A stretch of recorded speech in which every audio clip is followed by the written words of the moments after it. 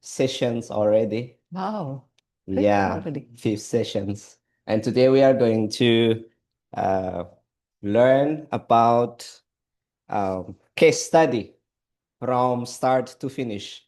If you were here in the second sessions, Dr. Prema already shared on how to do qualitative research from the start to finish, but today is more specific and deep, and we look forward to today's presentation. We appreciate our speaker for today is none other than Dr. Prema Gaikwad. She is one of our faculty here in the education department, and she is the expert in case study, and we are so privileged and glad to have this opportunity to learn from her. But before we give the time to her, I'd like to ask her to bow down her head and we pray together. We thank you, Lord, for the privilege to be here today to study and to learn on how can we do case study. I pray that you may inspire us today through Dr. Prema, that the learning that we will learn today will be beneficial for us as we do research for your glory and for the advancement of your kingdom. I want to uplift Dr. Prema as she leads us in this process. May you guide her, and may you give us also an open mind and clear mind to understand the lessons that we are going to study. In Jesus' name, amen. Amen. So without further ado, let's give the time now to Dr. Prema. Good evening, everyone. Welcome to a beautiful journey. One of the favorite journeys that I like to be a guide. Just a simple guide who is still learning. It's about case study. All right. Since I have done some extensive case study research in my own life, it becomes a little more familiar compared to other designs, which I have also done. But when you do more of one, you kind of try to become a little more of an expert in that area.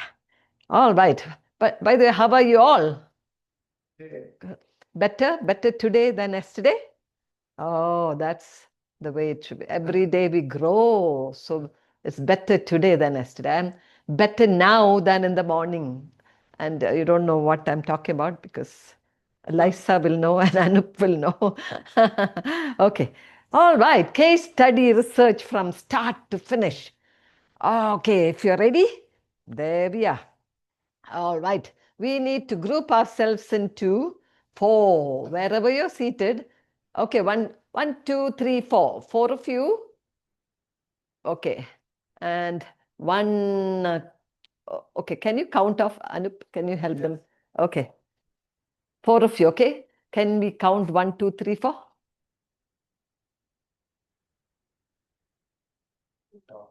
Yeah. Only 4 of you. Yeah.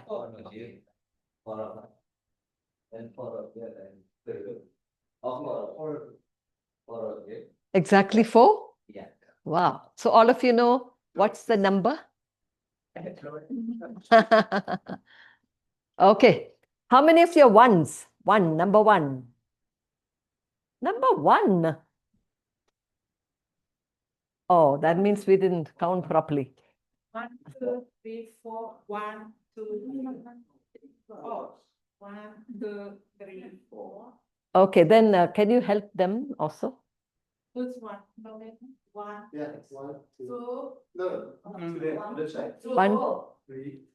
4. 1. 2. In clock direction. 3, 4. 1, 2, 3, 4. Okay. 4. No. 4. 4. So all the ones, put up your hand. Ones. So we are actually 3 groups, right? Okay, good. 2s. Okay, so you know. And 3s. How come there are 4 3s? Okay. There are 4 groups? Okay. All right. And 4s. Oh, Dr. Innocent, you're part of it. Okay. All right. Okay. All right. I hope you all know your numbers because we may have a little activity. Oh, the ones in Zoom. Oh, it's hard because, okay, you can watch us enjoy the interactions, okay? And if possible, next, if you're near, okay, if you're at AIIAS and decided to go through Zoom, then you, next time, you could think of coming over. But if you're far, okay, just participate, okay? All right. There's a little quiz first. If you're ready, I'm ready. All right. All right. Case study research is exclusively qualitative.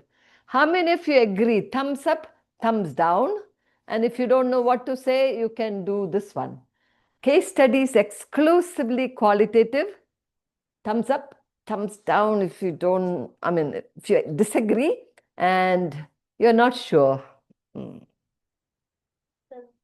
Oh, they can do thumbs up, thumbs. Okay, but this one is not there. This is the most important. Okay, what do you say? Okay, many of you are doing this one. Okay. And if you did this, that's fine because we are learning still. Actually, it is false. Okay. All right. Case study is not exclusively qualitative. There are quantitative case studies. Here, there are some examples. Qualitative and quantitative case study research method in social. There's an article. Another one, a quantitative case study on students' strategy for using authorized cheat sheets. Okay, just quantitatively done case study. It has a different design being quantitative, but we realize that case study is versatile. It can belong to both qualitative and quantitative and mixed methods. Okay, and that is also telling about case studies popularity very much.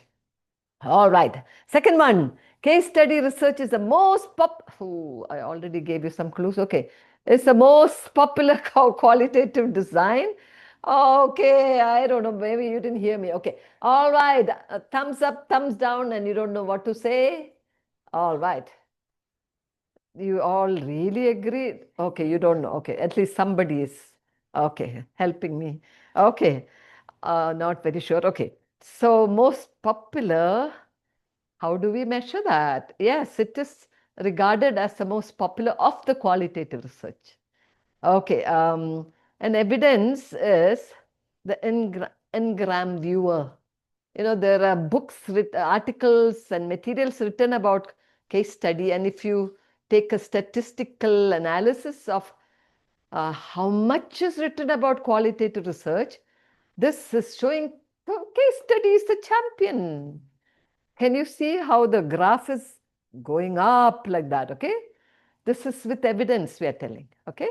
All right. But there is sad news also along with it. There's another engram that is more recent. What is it? Can you see what's happening? All the qualitative research designs are going down. Okay, you can see all of them on a downward trend. Okay, it looks as though there is trends. Okay, qualitative research become surging, and then there is quantitative research fighting, and then getting on, and then qualitative research again comes back. Okay, don't worry about it. But what we said is still true. Even in the downward trend, case study is still the champion. Okay, all right, but that's not the point. But I'm just telling that case study research is used a lot. And it's a little dangerous also because people have a notion that case study is the most, I mean, the easiest of all. So just jump into case study. You don't know what to do, which other design you don't know much about. Just do case study. Okay, we will clarify some of these things. Okay, all right. One of the earliest of all the qualitative research designs. Last time when I talked about qualitative research, the journey from beginning to end, some of you were here.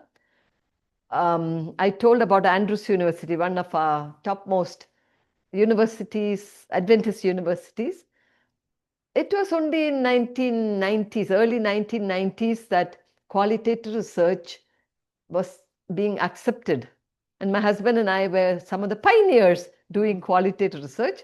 And we just knew only two kinds: the general qualitative research, okay, just do any data collection method, analyze it. And then case study, we thought case study research, wow, it's a unique design. And we realized that our problem, that research problem, fitted the case study design very well instead of just the general one. So we used the case study research, okay? So then came one by one the other babies, okay? All right, during the presentations of different experts, you have already heard about ethnography, then action research and phenomenology and narrative and so on, okay? They all came in a sequence, not together. That's a history, okay? All right, most widely used, okay? Already we have seen. Most misunderstood, okay, because many researchers don't know the nature of case study, okay, and how we are here trying to learn. I wish they also would, have an opportunity to know more about the nature of case study, okay? Then they won't do it the wrong way or choose the wrong design, okay? All right, it's uniquely flexible, very, very versatile, as I said, and most challenging. So this is the point the naive qualitative researchers don't know. It is one of the most challenging of all the designs. If only they realized it, they would pause a little bit and learn a little more, not that they have to change their idea. Pause and see if that's really the right design or not, okay?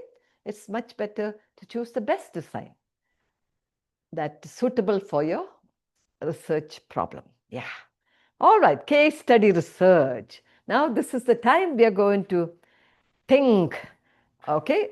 Think of two ideas you already think you have about case study, okay? If you feel you have some idea, okay, okay, did we have, what were the roles we had? What were the roles? Reporter, okay. Material managers, which number? One. Okay, material managers, can you just take for your group material? Oh, I don't know. Okay. Okay. And those who are online, okay, just try to scribble something yourself. Okay. All right. Everyone got a paper? Distribute for your group one of these sheets.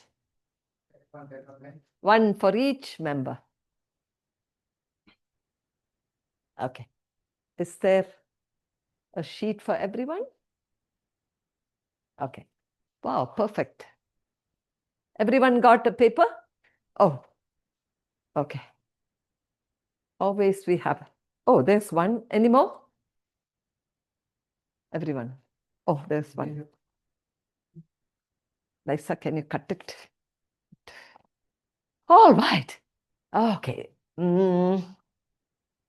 Write two ideas you may vaguely know or very deeply know about case study research. It doesn't matter, right or wrong. Doesn't matter for now. I think there's somebody there, Lisa, who didn't get. All right.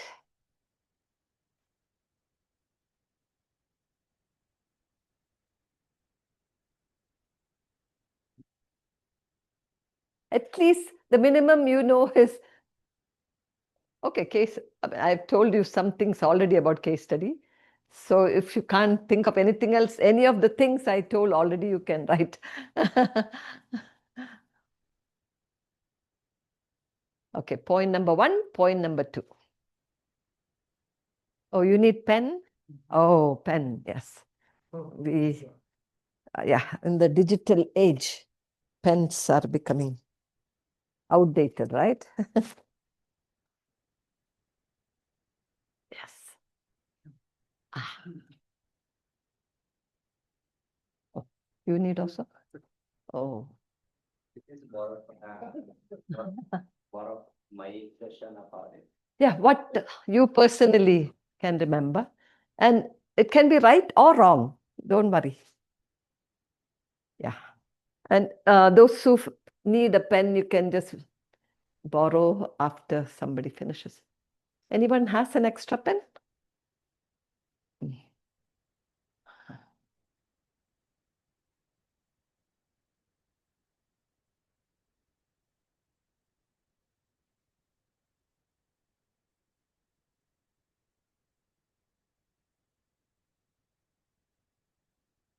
If you finished, can you give one to Anup, the pen? Okay, all right.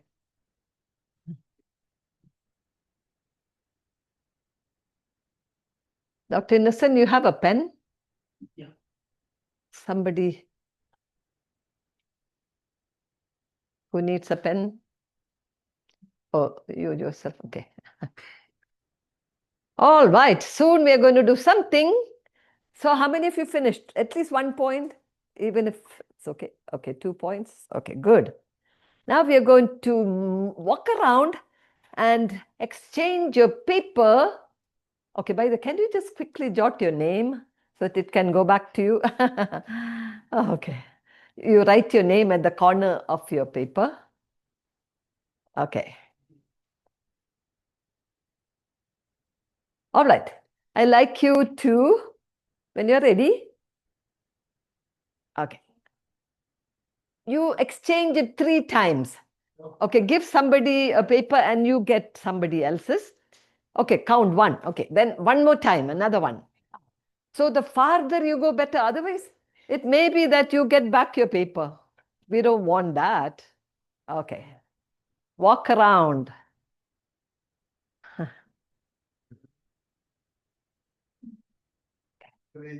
Okay, go far, go far. Okay. Okay, 3. It's returned to me. That's yours? Yeah. That's what we don't want. Okay, then exchange. Okay. Please check if it's your own. We don't want to get back your own. Okay. All right, ready? All right, it doesn't matter. As long as you have some other persons write up, you're okay. All right, just gather together as close as possible. I know these chairs are, I don't know, movable or not. I don't know. Oh, mobile. Okay. Just share what you have on your sheet and just argue. I mean, is it agreeable or it's something not agreeable? Okay, everyone. Okay, I like the way this group is discussing. That's the way. Yeah. Oh, yes. Can they write the chat? Okay, the online participants, can you just, oh, can you please write your ideas in the chat? Then we will have it shared. Yeah. Thank you. Who? Yeah, yeah. I talked. Yeah.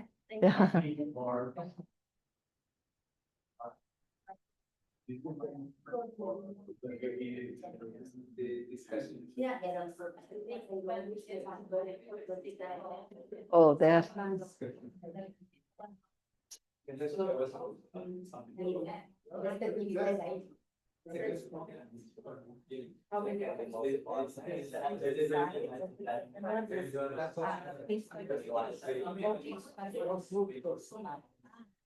The second one is right. The first is Oh, 2%. yeah, yeah.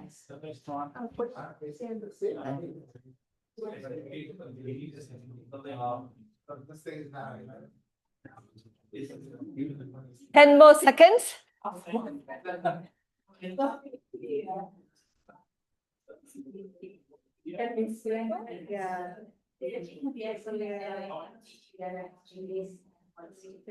All right.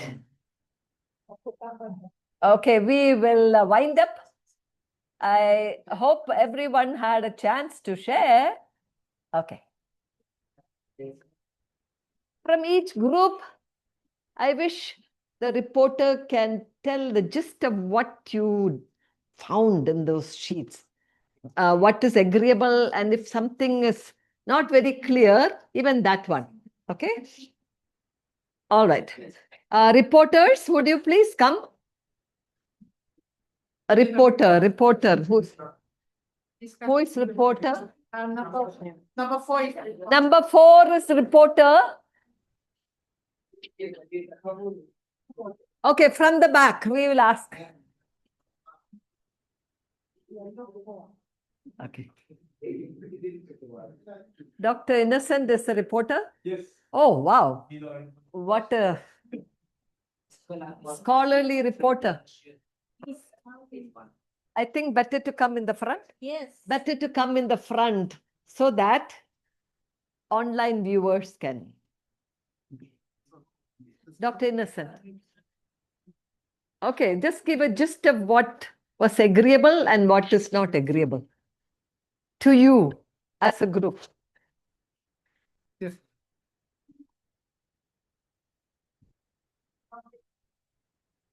Thank you. So we had one comprehensive contribution. So it summarizes most of the points from the different. So we have 1, 2, 3, 4. Oh, you had 6? 5. Oh, Yeah. a big group. Oh, you had a lot of ideas. Yeah. So our summary of points is as follows. There are 4 types. There are 4 types of case studies. Somebody knows something. They are not listed, so we'll not give them. I have I think maybe it will come from the other groups. 2 is flexible. 3 is versatile. Okay. And 4, bounded systems. Oh, that's a new idea that has come out. Okay. Thank you. Is there any controversial idea? Nothing. No. No. Okay. Let's give a hand to this group. Wow. Okay. Next group actually is supposed to have names, but this is just a short. Okay. Grouping. Okay. Okay, for us, I think mostly we agreed on these ones. Yeah, it's a bounded system. We agree on that, and it says it's holistic as well. Holistic, and we agree on that as well. And it can be a single case or group or multiple case. Oh, we agree wow. on that I think as well. I can just sit down now. I Yeah. think everything is. Basically there. So it can also be a specific phenomenon. Yeah. Okay. So that's basically that. Yeah. Very nice. Any controversial idea? No. Not really. It's agreeable. Okay. All of you were very careful to have agreeable points, at least among us. Okay. Which group did not present? Okay, this group. Okay.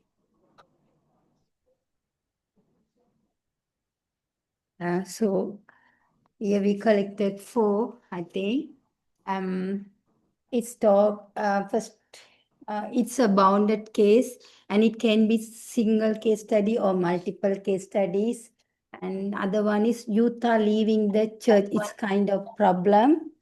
That can be an example of a case. Oh, okay. Wow. Studying a specific phenomena, a case study with the bounded system. And find the trending issue in your area is kind of problem. Give a problem or issues here. Okay, so it's always good to take a problem from your area of expertise. Yeah. All right, good. Any online? There is some here Participant? from Ian Abordo. Oh, Ian Abordo. It Oh, says, my It has bounded Star system. searcher. Yes. Then the other one is said uses more than one data collection method. Oh, that's And there beautiful. is from Humphrey. So the most detailed method, it is flexible. And then from Sir Frank says case study research is a qualitative research. Okay. Wow. Okay. Lot of ideas. Now let us clarify some of this. If you're ready, I'm ready. Let's go for this journey. All right. Okay. So we have done, this is the journey, definition, features, proponents, types, protocols, and procedures, challenges. And if you have any questions, we will end it that way. Okay. All right. Definition of case study. And already I'm so pleased to see that the definition came out already in some of your statements. An in-depth description and analysis of a bounded system. Okay, somebody wrote about boundary, okay? All right, this is the important thing. A case can't be just a person. Okay, I will study a person. Okay, not enough. Okay, that person is selected along with the, what shall we say, neighborhood. Okay, it's like whole area around that person for which that problem is involved. Okay, all right. And for example, if there's a child with autism that you're studying, okay, you can't decide, I will just study the child with autism. Okay, but the parents, okay, need to be part of it to understand. Teachers, if the child is going to school, okay, all right, very important. And the classroom environment, okay, so otherwise we can't make a good understanding of the way, the thing may be how the child who has, a student who has autism is adjusting in class, okay. So that is how we have to consider, okay. All right, and this is by Merriam. And another similar one, an empirical method that investigates a contemporary phenomenon, all right, in depth and within its real world context, especially when the boundaries between the phenomena and context may not be clearly evident. Okay, so it is like when you take out the plant, the root with the soil will come out. Can you see that? You can't just take the plant by itself. Okay, with the soil we have to take. Otherwise, we can't understand the situation, the growth of that plant, something like that, okay? All right, you can see one more element in the second definition by In. Can you catch it? What is it? He also talks about bound, yeah? Contemporary. So usually we don't do a case study of a historical person or a historical event. No, should be right now living, and from the data right now available from the individuals, including documents. Okay, all right, so this is the one, a very beautiful picture of a case and bounded system. Okay, the heart is the case, and the bounded system is everything that we need to study to understand that heart. So if researchers don't realize this kind of complexity, they jump into case study and then do a big mess, okay, without only studying the person and nothing else, okay? All right, so this is a sad case, okay? So it's good that we understand it now. All right, the case, what is the heart? It should be a complex functioning unit. A human being is a complex system, okay? A new program can be a complex system. A process, oh, somebody wrote about youth leaving, right? Youth leaving, that's youth leaving. The process, it is a complex system because it comes along with many things, okay? family, church, significant others, and the biblical foundations or whatever. Okay, so studied in a natural context using multiple methods, and I saw some of you writing that. Somebody, didn't you, in one of the groups, you have to use multiple methods. A case study cannot be done just using interviews. That is not a case study. Okay, multiple methods is a very unique feature of case study. All right. And what are the other, multiple tools? We are just going, okay, let's go faster. Contemporary, yes, as we just saw in the other definition. All right. So, what are the possibilities of cases that you can select? One or more individuals. It can be just one person. Okay. Have you learned about narrative research yet? Not yet. Okay. You will hear when narrative research is presented. Is it me? I can't remember. Okay. All right. You can study one person. Okay. All right. You can also study more than one of the same category. Okay. All right. The same. It looks so similar to narrative case study. Okay. But remember, in the case of narrative study, you can simply use that one person and just interview. Okay. Finished. Okay. But deeply, many, many times you have to interview till get saturation for your data. All right. Okay. It can be dropouts, several dropouts. Okay. What? Institution can be a school, an industry, a church. Yes. It can be a program, an outpatient program in a medical facility. Can be an event, centennial celebration, something that happens very uniquely. Okay. A process, writing a dissertation. All right. So these are the possibilities, some of the possibilities. Any questions? Yes. The last two seems to me already historical study. The process?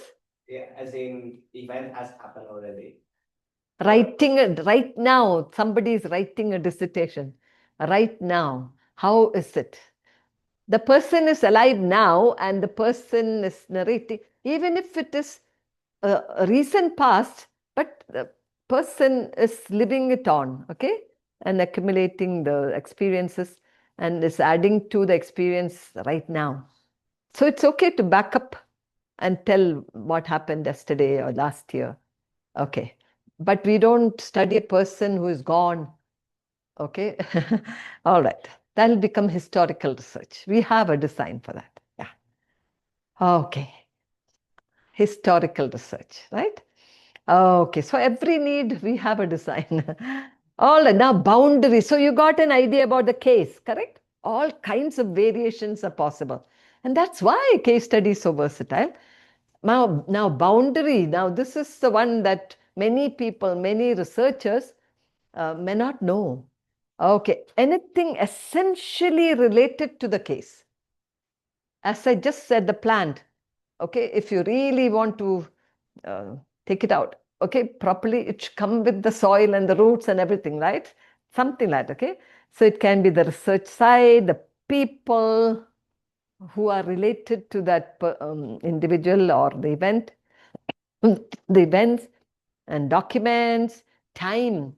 You may only have certain time frame for the study. Okay.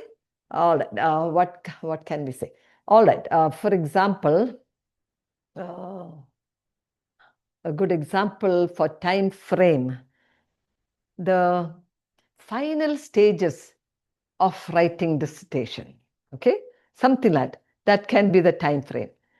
Okay. So we are just limiting, but you don't have to. You can have from the beginning what the person who is writing dissertation experienced. Okay. So it's up to you how the time factor you can decide. Okay. All right. Now we go to an example, case and boundary. Okay. An exemplary language arts teacher is the case. So here's an example of studying a person. Okay, but you can't study just the person interview and finish off the study. Okay, this teacher is a good language arts teacher because of so many, it's a package that comes along. Okay, all right. The school may be supporting in so many ways. The classroom environment, okay, how the teacher is managing the class in special ways. The students may have an impact on the way the teachers having such wonderful teaching. The specifics of data collection time. All right. So this can be the bounded system. Are you following, everyone? Okay, so this is important. And so when, by the way, when you talk about boundary, you can see other than the teacher, some humans are also coming into the picture for data collection. The boundary becomes a rich source of data. Now tell me in this case, who are the other humans? Oops. Oh, oh. Okay, who are the other humans who you will interview or observe or whatever? Can you think other than, oh, what? Okay. Maybe the parents of the students. No, what I have mentioned here, in this case, I have mentioned here the boundary. From the boundary, what are the human elements that you can see that you will also study? Students are humans, right? For sure. This is just a minimum. Maybe you have more humans, but just an example, simple example. Are you with me? So the focus is on the teacher, but we need to also interview or observe with permission, all ethically, the students. And who knows, can you add any more to this example? Any other boundary? Administrators, because they may have a good idea about how this teacher is so excellent. And parents, very wonderful, okay? You can add. Of course, you also have the freedom to limit, just like in quantitative research, you have limitation.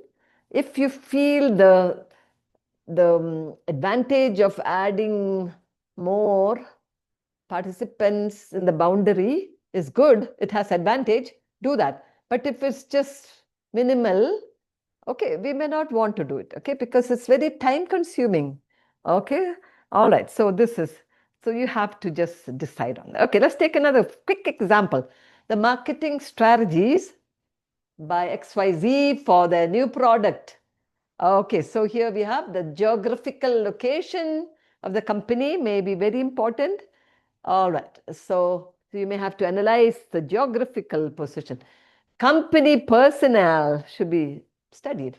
The product itself, what kind of product is getting sold, and clients. Okay, data collection time. Okay, can always add that. Okay, now, so who are the humans here in this? Personnel, okay. Clients, at least two sets. Can you imagine?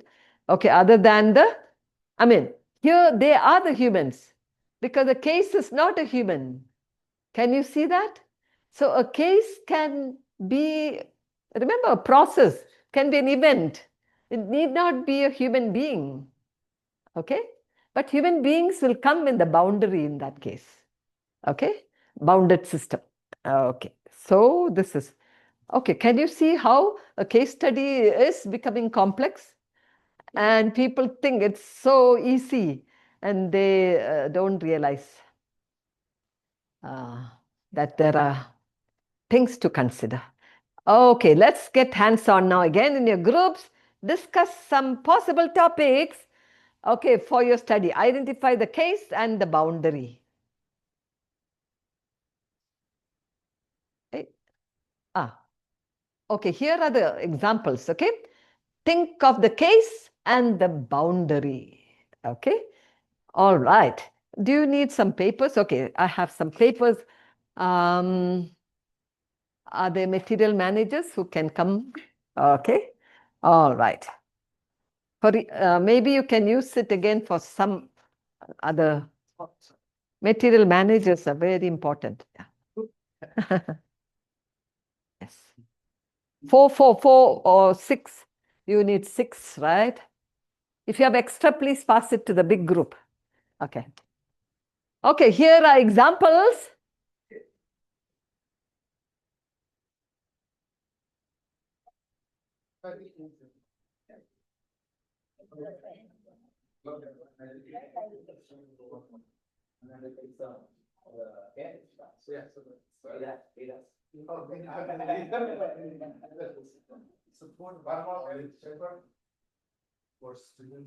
Oh, you need paper? Yeah.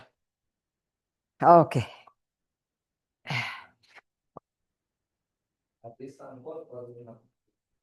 All right, discuss. You have 4 minutes for this 4 cases. Yeah, these are the 4 examples. Identify a possible case. It can be different for different people. I mean, you may focus. Yeah.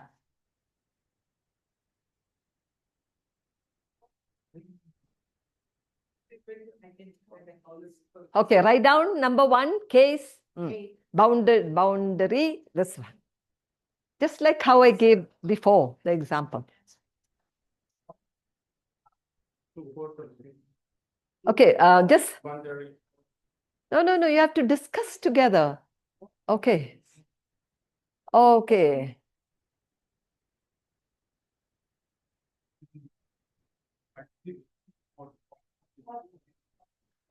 I think,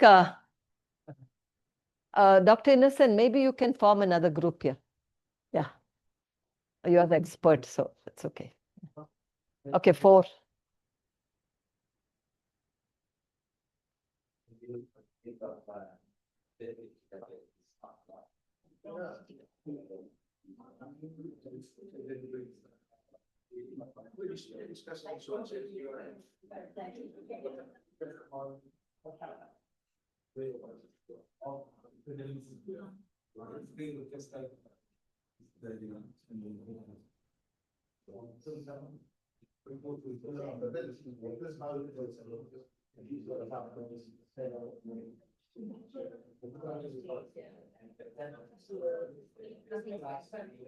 And those who are online can also write in your chat the answers.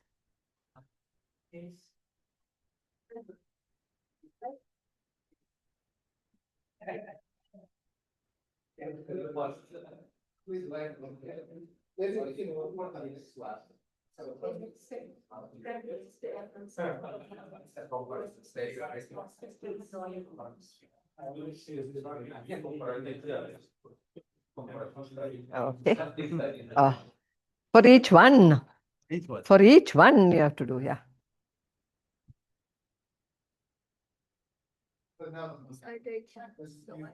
Uh-oh.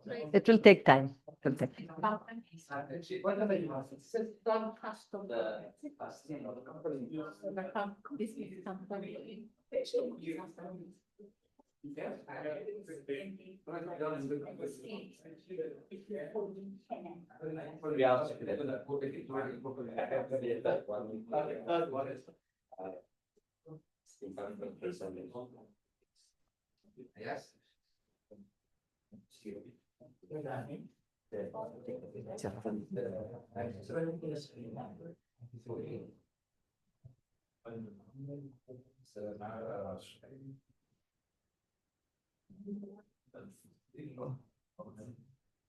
There's one more. Sorry.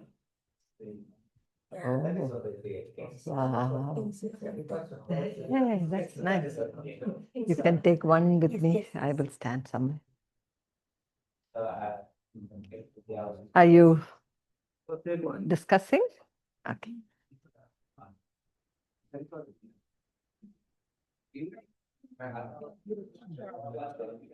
Yes, teachers.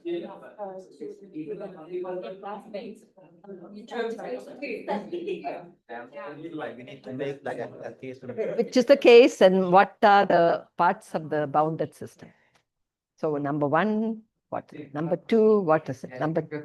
Okay, for example, support of a college for students with disability. Okay. All right. So support of a college, that's the case. Okay, it can be a process. What are all the support? Okay, the personnel support, the financial support, government support. Okay, and bounded system. Okay, Same size. the university, the teachers, the students, the parents, Government. classrooms. Yeah, a government. Okay, government. If government is helping the government financial office. Okay, whatever. Okay, so like that. That's a little complicated. Okay, getting some idea? Okay. But we are going to have a comparison Oh, okay. from. Each one. Okay. It's not comparison anymore. How is it coming? Verify, just looking at specifying the case. Case and the bounded system for each. Okay. Number 1, 2, 3, 4. Okay, let's go with the first one. Then we'll have some idea. Okay. All right. Number 1, support of a college for students with disability. What would be a good case?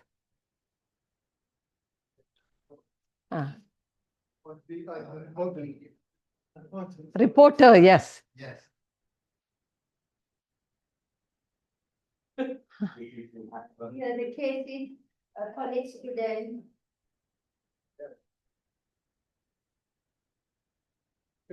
College student? College student with ADS. Okay.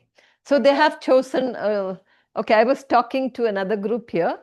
So I was giving a case for them. But this group chose a slightly different one. So you are talking about students with disability.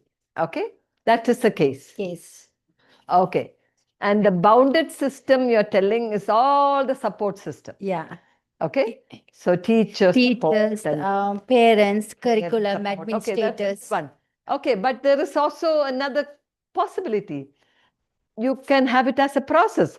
The support system of the college can be the case. Okay, and what are the bounded system? Okay, what are the, okay, support. Teachers can be a part of the, okay, and that, what's that? Government agencies.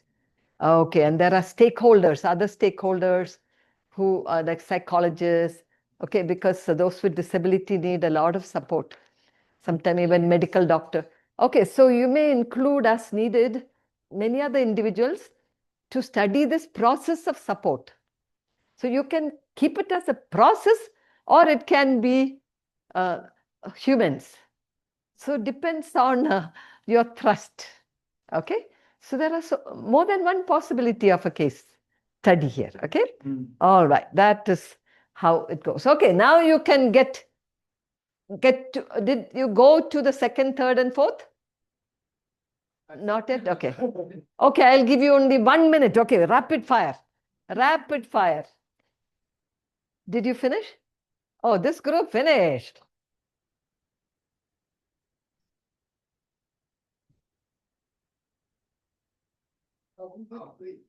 Oh, you did 3. That's good. Okay, if you did 1 or 2 more, it's okay. Let's just proceed, okay? All right, number 2, strategies to enhance customer loyalty. What did you select as the case? Strategies for marketing, right? Strategies, marketing strategies, okay? So this will be, okay, what could be the bounded system? Clients, the industry or what, okay? Okay, the personnel, okay? The ones who are marketing, okay? So that one, yeah. Okay, and the product, just something like what I gave before, okay. All right, impact of college athletics on student life. Anyone chose a case here? Yeah. For the second one? Oh, number 3. Okay. So within your group, you had some differences. Okay, good. That means you're thinking. Okay. Okay, we'll come back to you. Yeah. We had the relationship between student athletes and student life. What is the case? The case of student athletes in Student athletes. college athletes Okay. and their student life as something like as a case in itself. Yeah, and the number 3 would be a case in itself, but the boundary would be like student athletes. Students. What all athletic activities they're doing And the and student, the institution, and student life. student life, It other involves. extracurricular and whatever. Okay. Yeah. Yes. Oh, Ian, Dr. Ian, what did you say? Yeah. After school tutoring program bounded, teachers, principal, parents. Oh, okay, that is for the first one. Okay, principal, parents, 5 months time, technology used, class setup. That's the first one. Thank you, Dr. Yen. Okay. All right. Okay, now let's go to the group with the 2 different ideas. Yeah. Franklin? But we don't know. Yeah, was We don't use comparative study for case study. We don't say comparative case study. Yeah, the idea was why do students prefer AIIAS than PCU? So we thought that could be a case study. No, we just study. Okay, that one institute or 2 institutions, and of course we can compare the ideas, but we don't call it a comparative case study. Okay, all right. So the unit should be just one. Okay, the impact of this college life is this, impact of this is that. If it's a multiple case, okay, we'll see that later. Okay, we never use the title comparative case study. Okay, in a quantitative research, we say comparative studies and so on. Okay, all right. Okay, it's always a case study. All right. Okay, good. What was the second idea you had in your group? It's the only one that took Okay. out. All right. Any other groups? What about this group? The last one is mental health is case studies. And school counselors and students is boundary. Oh, for the third one? Oh, yeah, you're talking about the fourth one. The last one. Mental health is the mental Health counselors as mental health advocates. Okay. And what is the bounded system? is school counselors, administrators, Administrators. and students. Students. Okay. All right. Remember, you will always study an area that you are an expert in. So nobody has to tell you what are the things that you need to essentially add to your bounded system, because you are an expert in that area. You only take up a research in an area that you are very, very good at. You become theoretically at least good in that. So then you take up a study. A research is not done to fill your ignorance. I don't know anything about this topic, so let me study. Okay, no. Okay, so you know what to include as bounded system. Okay, though a very crude exercise for now, but some idea of deliberating the case and the bounded system you had experienced just now. Okay, all right. The uniqueness of case is attachment to the bounded system. You have already seen. And without that bounded system, it's not complete. Okay. All right. Okay. So case and bounded system should be explained. And in many case studies, you will find this missed out. That already shows that the researcher has a little, I mean, he or she jumped into the case study without much knowledge, thinking that, oh, this is a very easy method. Okay, all right. So one of the signs that this person knows something about case studies, the definition of what the case of this research is and what the bounded system of the research is. It should be there in the beginning when you start talking about your methodology. Okay, features. Let's go fast. Okay, particularist. Okay, the case is a focus. The thick description, these are all common for all qualitative research, you already know. The how and why and what can be asked also. But it's a very, how and why in classrooms when teachers ask, they are high level questions. Okay, what is the name of this person? Which date is this one? Okay, those are simple questions, right? But how can you know that, okay, Jesus was indeed, okay, crucified, okay, something, okay, all right, okay, I'm going to some very, okay, theological area that may be problematic for now. Okay, all right, heuristic, when the reader reads, they get the meaning according to their own understanding. Our experiences, our life experiences will shape our understanding of research. Okay, so this is important, and so we give enough information so that the reader can, okay, understand what is being studied. Okay, inductive. Remember last time when I presented, I talked about inductive and deductive. Inductive is specific to general. So we look at specific data and come to a generalization, a grounded theory. This is grounded, means it's still raw, fresh. It has to be fine-tuned with more research. Okay, so this is what we are talking about. All right. Okay, now how do we also told that case studies use multiple methods. That's one of the features. Okay, and what are the typical methods? Interviews, observations, documents, audiovisual materials, and so on.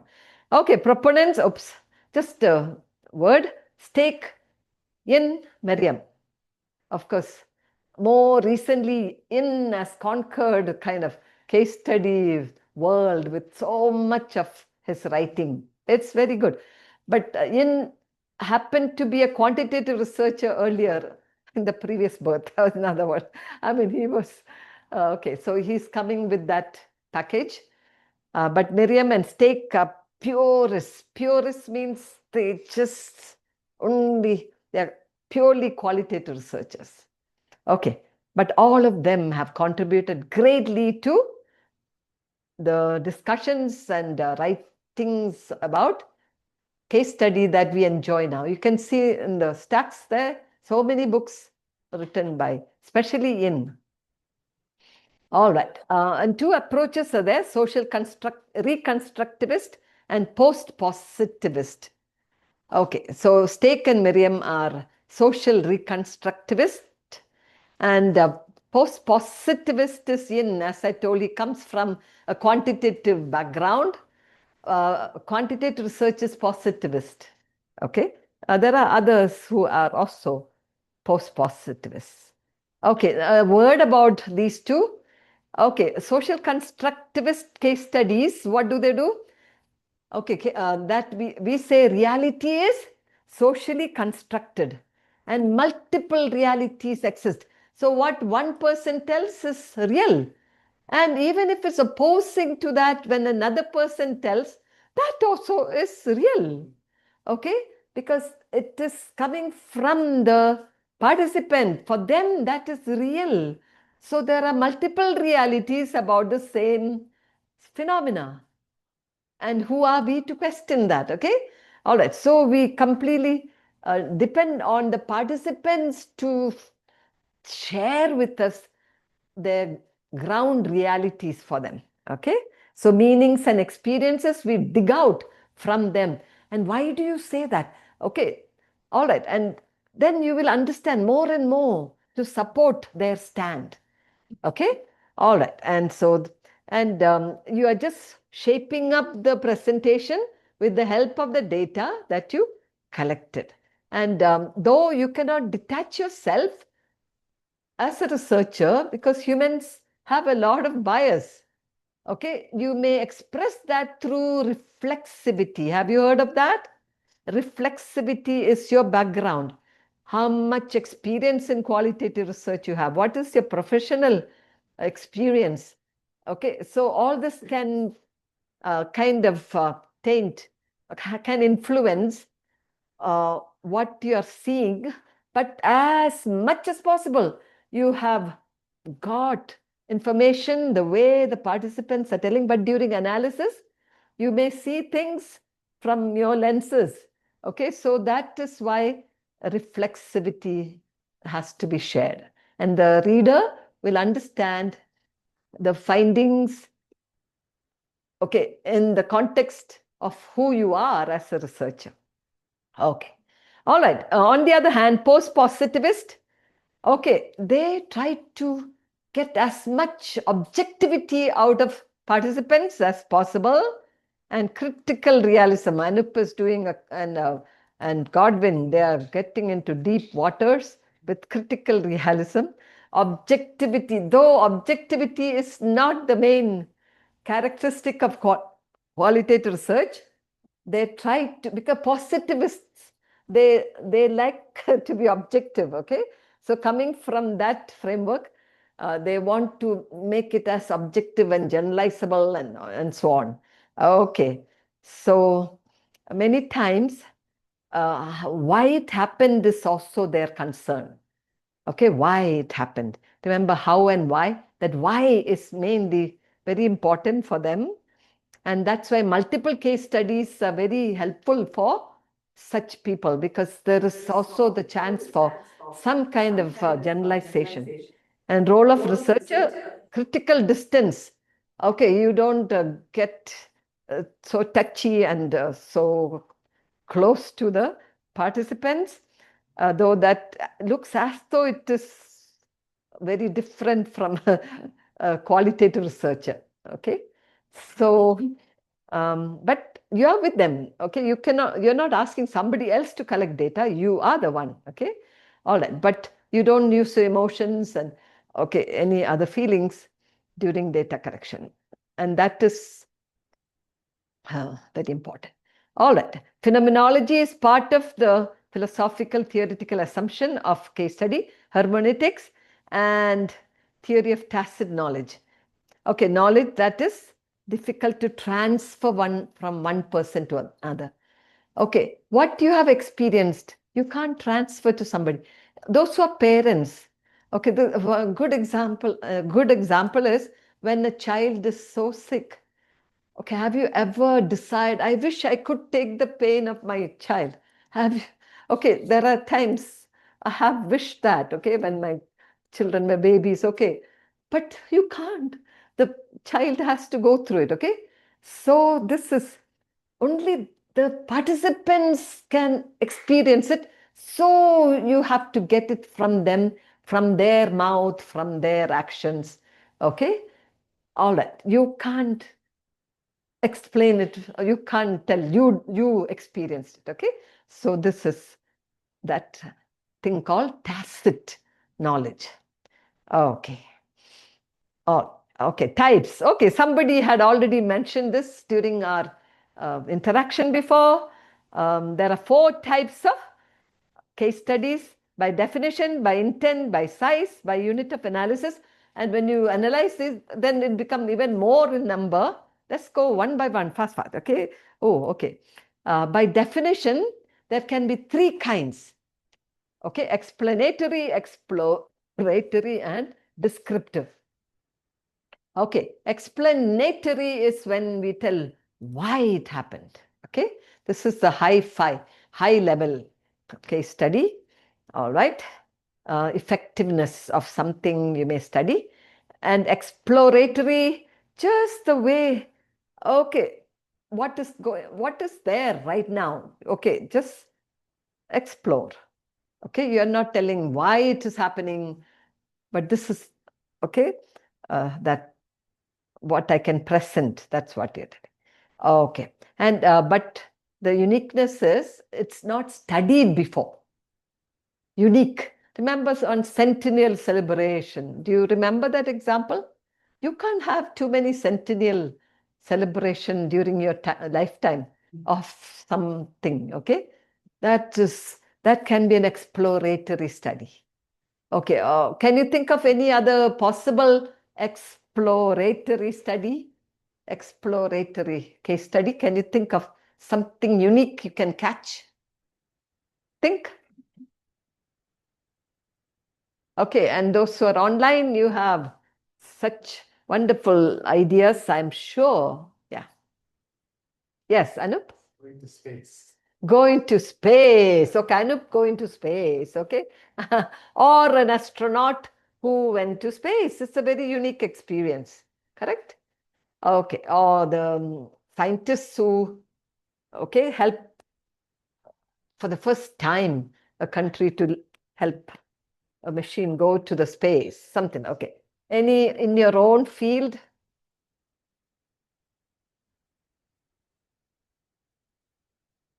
As last time I told an example of one of my students' topic when Philippines switched to 12, 11 and 12.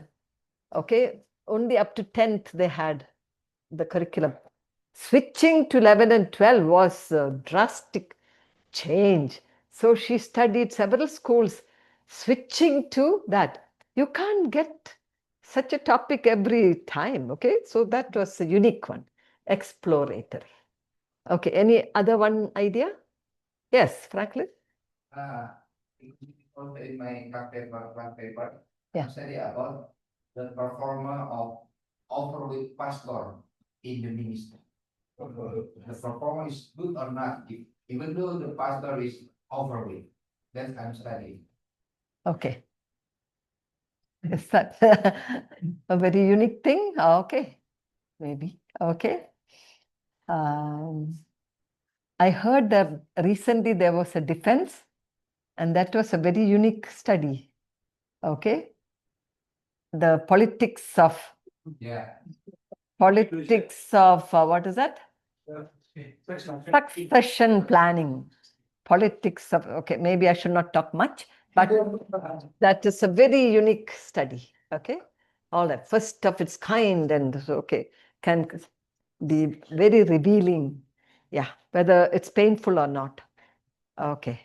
All right, you got the idea. Sometime, but of course you have to consider it's feasible, you can collect data, are people going to cooperate and all that. So that's why you can't do all studies you want to because permission may not be given, participants may not be cooperative. Okay. All right. Okay. Size. This is easy. Single or multiple. Okay. If two schools are being studied, you can take it as a multiple, but you can also use it as a single. If the phenomena, you're using two schools, but you're talking about how they switch to, okay, 12th. Yeah. So the process of switching is the case, but you're studying two schools. Oh, that's just part of the bounded system. So just because you have two schools or 5 schools, you have 10 students being studied, it need not be multiple case. Okay, but it can be a multiple case if the case is that one, and then you're also thinking separately analyzing each case. Okay, all right. So many things are there to consider. Okay, all right. And by intent, these are a little complicated. Don't worry so much about these, but at least single and multiple you understood. That's important. Okay, intrinsic, unique. So some of them are overlapping by the meaning. Okay, instrumental, the main focus is on the issue. Okay, it's not the person, but the issue. Okay, collective, like that example when I talked, okay, the number one was what? When we talk about case and boundary system, number one was support of schools or something. Okay, so support. Okay, so that can be a kind of instrumental, because it was not the school that was important right now. The support was important, something like that. Okay, and collective when we have multiple case. Okay, but it's also multiple case. Okay, all right. So somehow some of these types overlap. Okay, unit of analysis, holistic or embedded. Okay, you may, holistic is when we study, no matter how many items are there, you take it as one whole, okay? And you compare, but you don't say comparison, okay, Franklin? Okay, you compare them, this one has the same as that one, but this is unique, but it's just describing the case, okay? Holistic. Embedded is if within the case there are subgroups, okay? A school, you may say the school. Okay, you can separately talk about our teachers, but school, when you say, okay, school has teachers, and teachers have to be analyzed, and teachers have classroom. Classroom has to be observed. Okay, so it's like one inside the other, and that will contribute eventually to the school. Okay, so if you're choosing to do that, then it's embedded. Okay, so these are little more complicated ideas, but more about case study. When you're able to read and understand, you'll understand. This is a nice picture. Type 1, type 2, type 3, type 4. Tell me, okay, type 3. What do you say is the characteristic of type 3? If you're using a type 3 case study, what are you doing?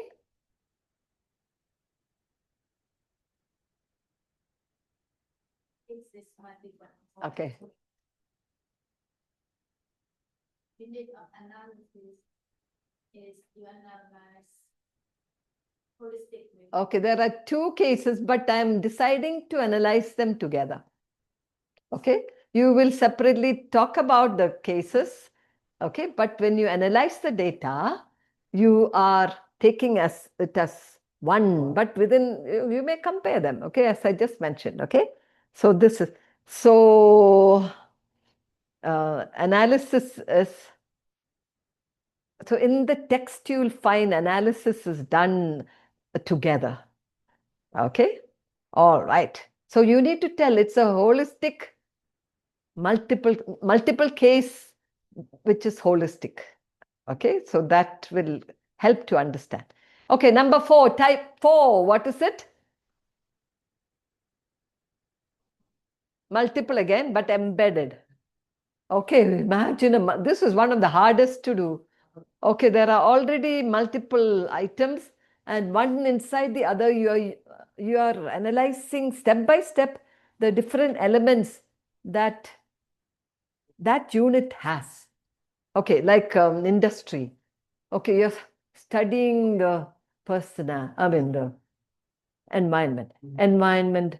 Okay, in that we have, okay, personnel, workforce. Okay, yeah, and within that there are separate. Okay, so and then when you analyze, you contribute it upward to make meaning out of your analysis. Okay, so whenever you talk about analysis of qualitative research, smoke comes out of your brain. Okay, all right, but we'll try to tackle a little bit very fast. A little bit of data analysis we'll talk about. Okay, but just know this one. I think the easiest to do is single holistic. That is a good beginning for research in case study. All right, what is it? Type 1? Okay, single with holistic. Only one item, and everything that you need about that is together analyzed. Okay, All right. Okay, protocol. Okay, this is a good one. Who's the author of this one? Okay, Eisenhardt. Okay. Yeah, it's a very nice one. Getting started, selecting the cases. Okay, crafting instruments and protocols. Entering the field, very important. Analysis of that, analyzing data, shaping hypothesis. Qualitative research has hypothesis. Did you know that? But they may not call it. Okay, these are tentative hunches. Okay, theories being built. Okay, and then unfolding literature, connecting with literature that is already supporting or disagreeing with what you're finding, and then what is it? Reaching closure. Yeah. This is just a protocol. Always go back to your participants and tell goodbye and thank them. Okay, because other researchers have to also enter fields like that. And if you abruptly and without thanks left, they all have some bitter experience. Oh, and next time a person comes, we don't like to do research anymore, okay? So they just exploited us and so on. I mean, of course, we always explain why we do, not for exploitation, okay? And there's some benefit of information giving back or some incentive after the research. Remember last time we discussed that. We never bribe participants prior to research. If you participate, I can give you, okay, this much money or something. But after doing the research, if you're thankful, okay, you can, yeah, have biryani, yes, okay, that is fine, okay. All right, so procedure, let's look at it. Define the research question, select the cases, okay, it's a breakdown of what we have seen, correct data, correct, okay. Evaluate, prepare the report. This is not just the protocol, the whole procedure of doing the research till the report. Okay, so this is how it goes. Okay. All right, let us check one by one. Determine and define research question. All right, always your research question is connected to the topic, right? Okay. All right, to the problem. Okay, the case is the object. All right. Okay. Remember to focus on the case. Very important. All right, ask how or why questions. This is important. Now, I don't mean that every research question for case study should begin with why and how, okay? But it should be implied that it's heavy answers, okay? You can say, what are the different benefits of... So it's an open-ended, okay? So, but that may have an answer to why questions later, okay? So, we are not just telling, okay, how and why questions should be the beginning of all your research questions. Okay, theoretical framework from literature, very important. Read literature prior to study. Okay, when I was doing case study research years ago, more than 3 decades ago, our teachers were still learning about case study. They told, oh, literature is not very, very important in qualitative research. But now we are competing with quantitative research, Dr. Innocent. Okay, so we need to be comparable to some extent. So some characteristics of qualitative research has been modified without any harm. Okay, why not literature? Because there's abundant literature. And it can include quantitative support also. Even if you are doing a qualitative research, you can get literature support from all sorts of studies and theories. Theories that are relevant to your study. All right. Select cases, select the unit we have already seen. And questions in stage 1 will determine the case. Remember stage 1, what we have said? Okay. All right. To the what is... When we always have the object, that object is the case, okay? All right. And tools, okay, tools for data gathering, and prepare suitable protocol, Now, it depends on the scope of your study. If you're writing an article, it may be a little simpler protocol. If you're doing a dissertation, it's very extensive and prolonged. I told you about my own study, a case study, being almost the first one to do case study at Andrews. 9 months of immersion in 2 public schools. So it was multiple case, but it was embedded. Okay. All right. So longitude yeah, over 9 months. Every day I didn't go, of course. At first, very frequently, then slowly, then eventually once a month or something. But I was still in contact with the teachers. Okay. All right. And computer database to save all your data. Okay. And we'll see that as you start your data collection, you begin your data analysis right away so that you can check what will be the next thing that I need for the next data collection step. Okay, the previous one will propel you for better information. If you just keep it aside and okay, you don't look at it at all, then you may miss something that you may not be able to again get. Okay, so it's good to be mindful of looking back at the data, even in the mind, even if you don't literally analyze, but reading through.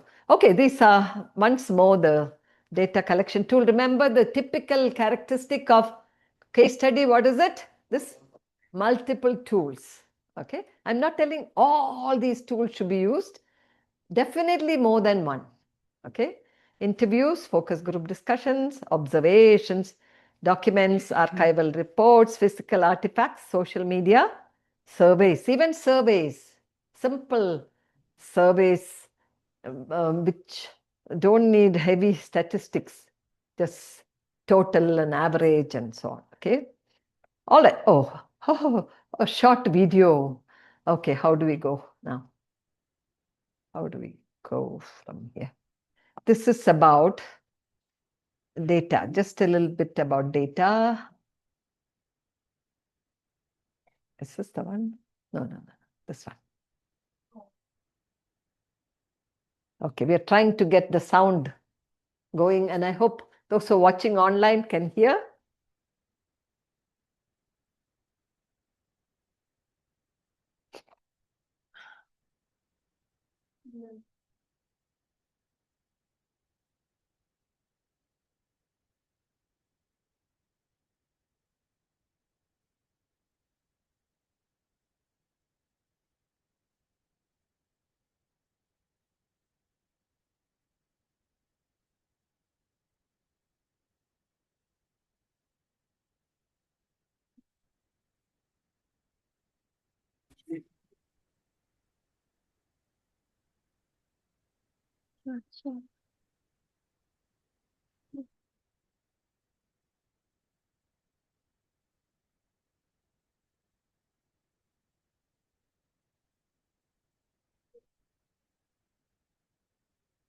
What are we going to watch?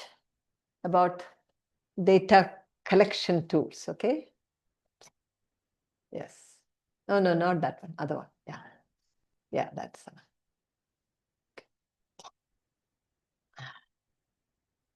Oh, yes. So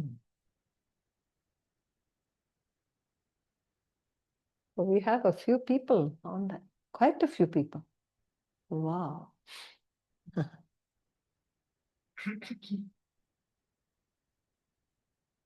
Okay. When conducting qualitative research, what type of data Can it be counts as louder? qualitative? Is that one?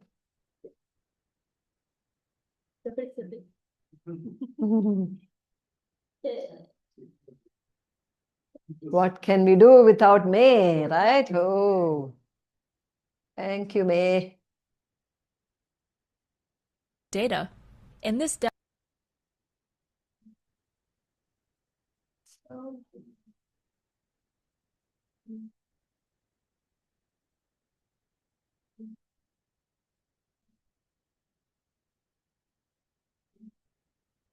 This is what happens when when I teach using hybrid. Hybrid students are online and When campus conducting students. qualitative It's like real mental torture if you don't know. Yeah. So, and you are Zen Z, and I'm old generation. She's ahead of me. Oh.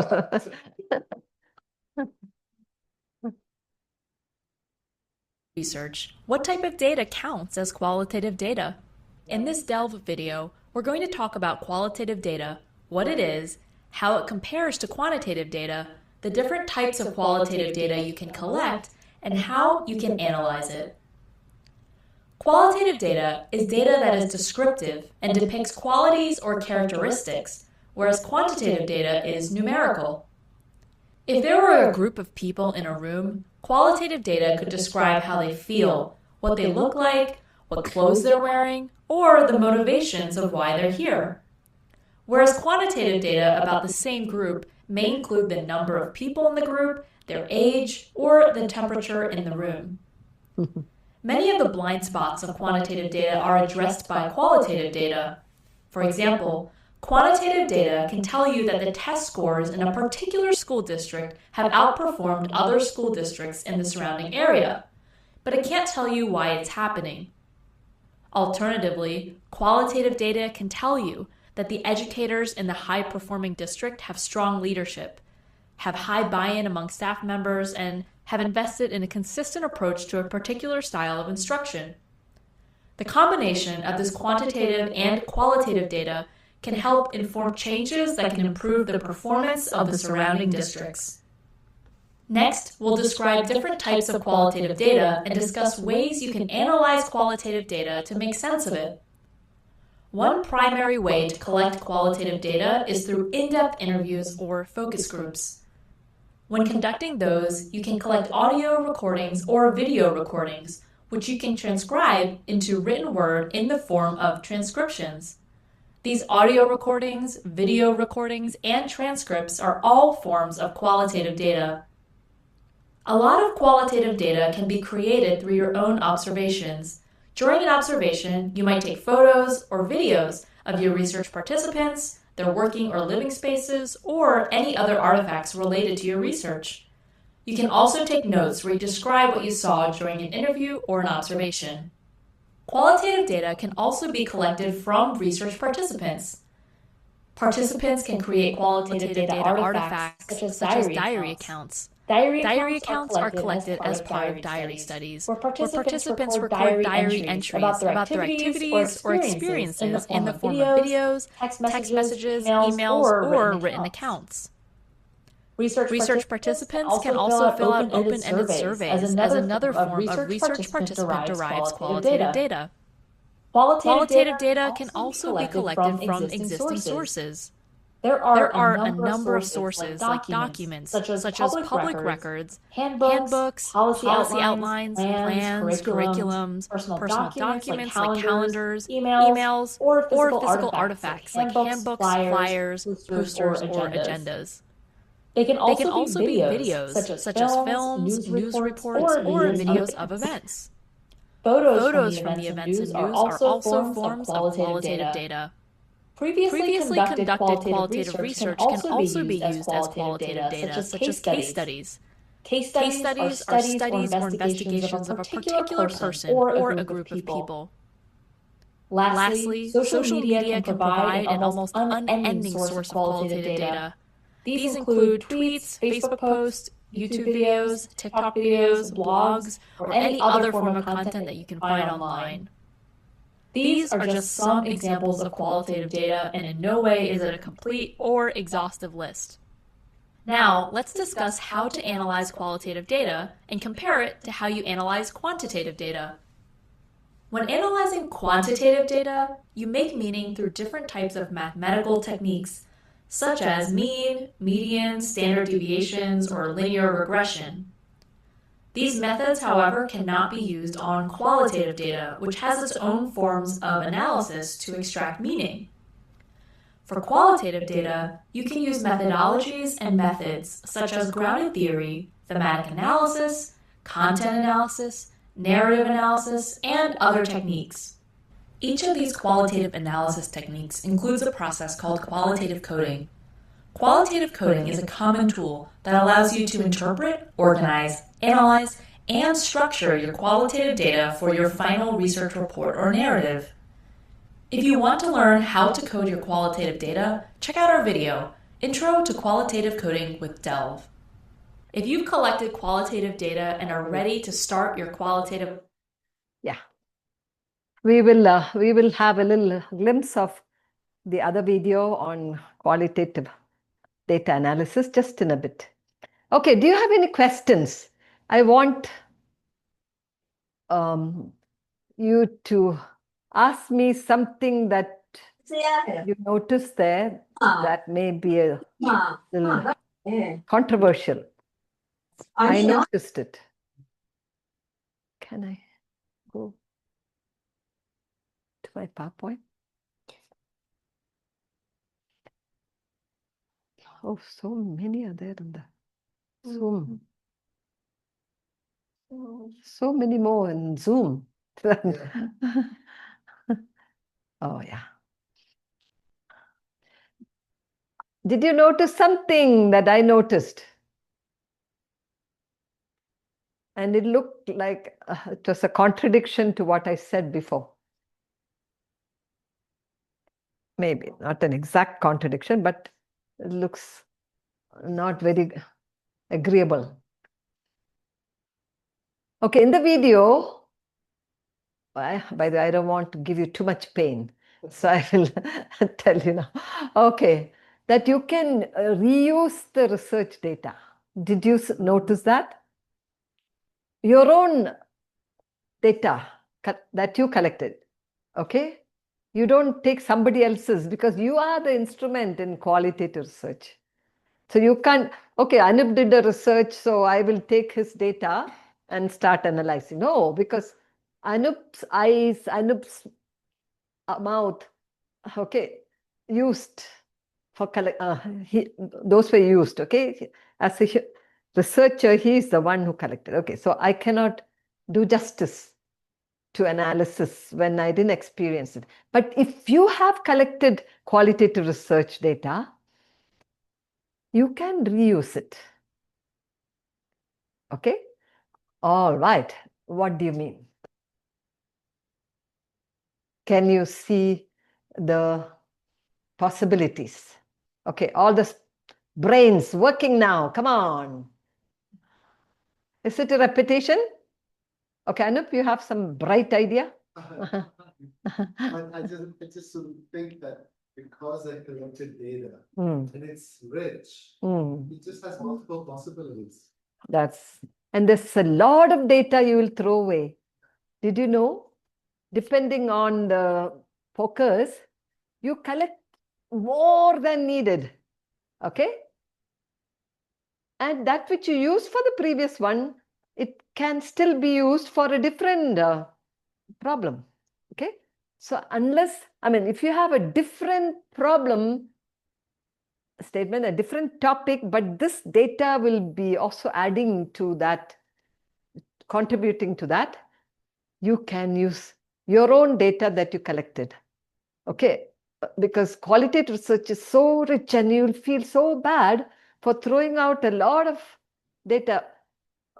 Okay, it may be duplicated, it may be whichever way, okay? It may be not really relevant for now because you didn't know it's holistic, so we thought it's very important. So it's better to collect more and not less. Okay, so that is what we are talking about. So if you didn't know, this is a good one. Okay, there are researchers who just easily do many research writings, articles, but they didn't do so much hard work anymore because the previous data contributed greatly to the next one. Because after all, researchers are usually focused on a certain area of expertise. So what they studied is still their area of expertise. So another topic from their area of expertise can still be mined, data mining. Yes. Yeah, but it is not about the case study because it was stated that it should be contemporary. That's right. So you cannot use the contemporary, but they haven't. You're still contemporary doesn't mean those. It happened like last year. It's okay. They haven't passed away. Okay, it's like historical because you're not directly collecting data. That kind is not collected for case study. Okay, but see, I took for 9 months. Okay, so that's almost like historical it looks, right?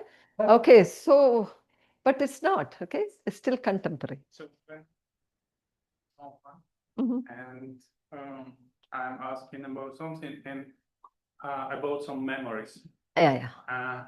So it can be. Yeah, that's okay, but 10 years ago. Yeah, that's okay. That's okay because you're taking it from the person who is alive now. Like that's true not only for case study, for narrative research. Narrative research is a qualitative research. It has to go back to past experiences of that person. Okay, childhood and adulthood. Okay, so it's not now. Okay, so contemporary has a very special meaning here. It's definitely not something that's finished and gone and we have to dig from the archives. That is one of the meanings, okay? Yes. So then about the ethical consideration in that case, for example, I asked Anoop to be my participant, and he signed a consent form for this specific case study. And if I would use the data again for another study, would that be ethical? You have to go back. You have to go back and get consent. Otherwise, the best thing is to get process consent or that it may be used for multiple purposes.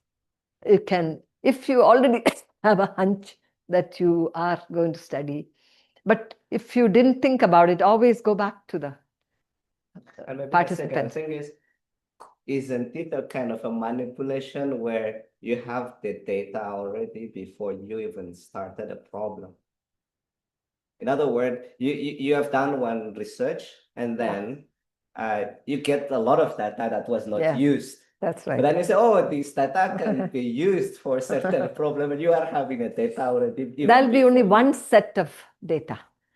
You will still collect data some other way. But this is called secondary data. Secondary data is your own database that exists. Okay, just like records and all, it already exists.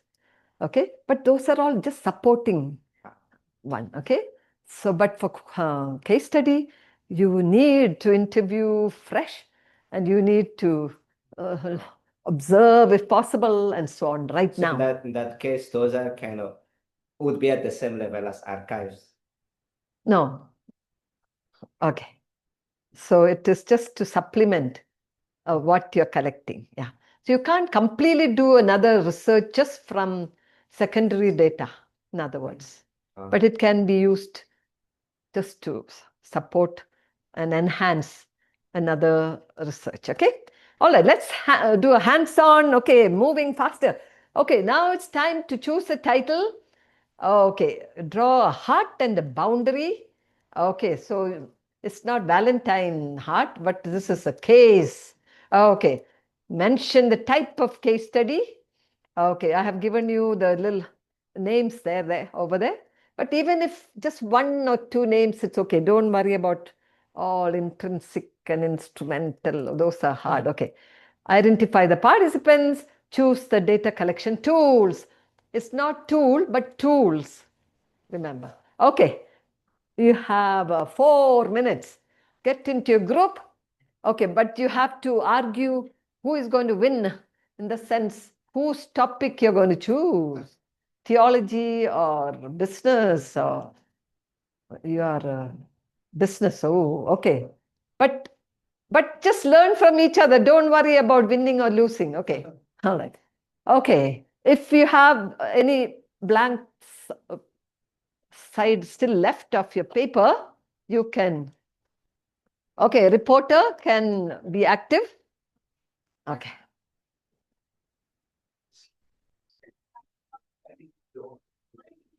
Oh, Lisa went away.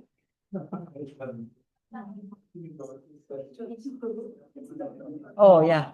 Yeah, she has come.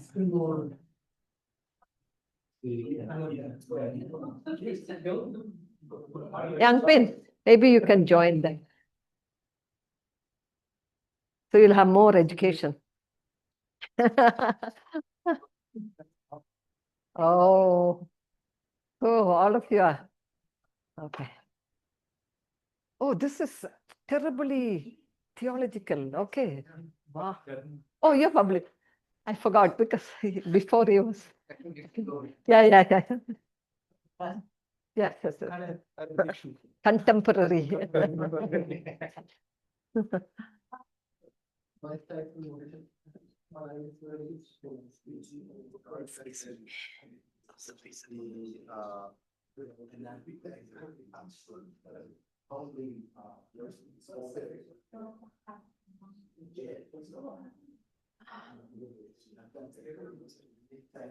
Label the heart.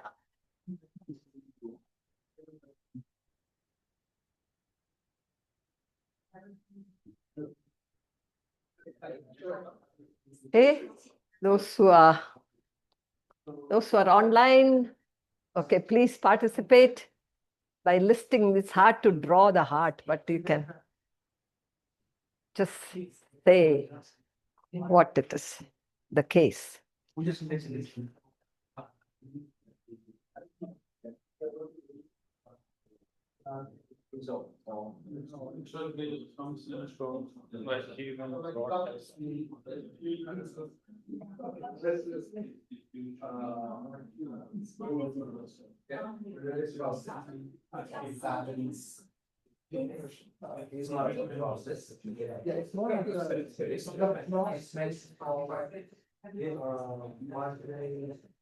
For an organization like this, I'm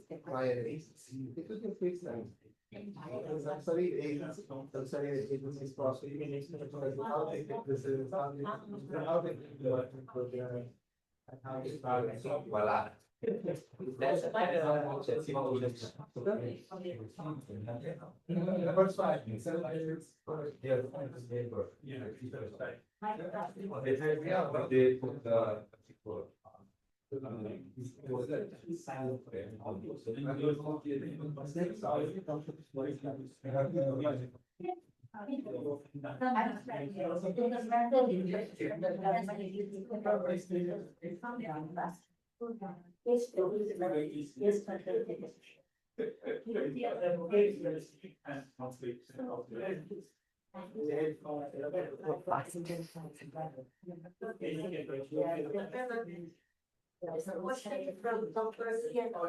Oh, Ian, Dr. Ian is causing problem. This triangulation. For sure. Different tools can strengthen the triangulation. That is one of the purposes for using multiple tools. Yeah. We will mention about triangulation later. Last time when I talked about qualitative research, I mentioned about triangulation as very important for all qualitative research sites. It includes case study also.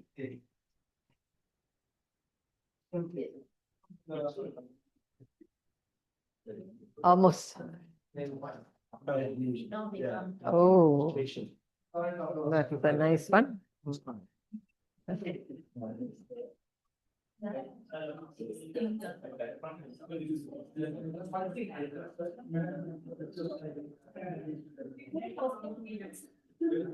All right. Whatever you have, let's share. Doesn't matter even if it's incomplete. Okay, looks like this group is very excited. Okay. Fighting, good. Okay, is it okay to come forward? Anup, can you come forward and present? Even if it's partial, it's okay. Any other group is ready? Ask them. Okay, this group, okay, we'll give them chance. You can come forward. Oh, little more time. Yeah, it's not easy actually. I'm pushing you too much. Time constraint is the problem. Ready?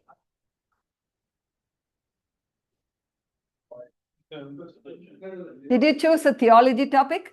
No. Oh, public health. All of you became.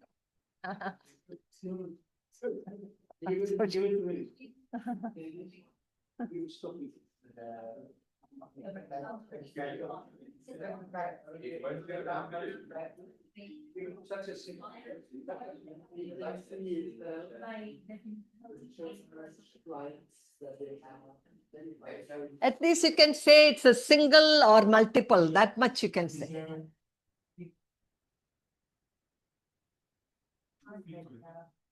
Okay.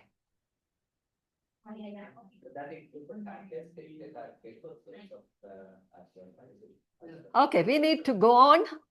So is it okay? The groups will present even a partial report? Even a partial report is fine. Okay. Okay, let's give a hand to this group as they are. Oh, okay. Oh, the chief researcher is just entering. Okay, Lisa. But they are doing a good job. Okay. This is the study that I am planning to do. So oh, you personally are doing, so everyone supporting her, yeah. Everyone supporting me, so just my study. Okay. Can everyone yeah. agree or disagree by attentively listening? Okay. So the title of the study is Project Management Experiences of NGO Workers in a Conflict Zone. Here, the conflict zone refers to Myanmar. And the heart of the case is project management in conflict zone. And then the site is in Myanmar, and context is so all that is boundary. Okay. Yeah, the boundary, yes. The boundaries are, the context is NGO in conflict zone, humanitarian project management conflict zone. And the time is from 2021 to 2025. And participants are NGO workers, so they may include project managers, the field workers, and also the program managers. Those. And then this is descriptive. By definition, it's descriptive case study because it is to describe a specific phenomenon. And then by number is a single case study, though there will be like more than one organization, but it will be under one case. And then in the intent is, I think it is intrinsic because this is a unique, I think it's unique case, a conflict. Right. And you are entering a very, very dangerous zone. Okay. Maybe. Remain safe, yeah.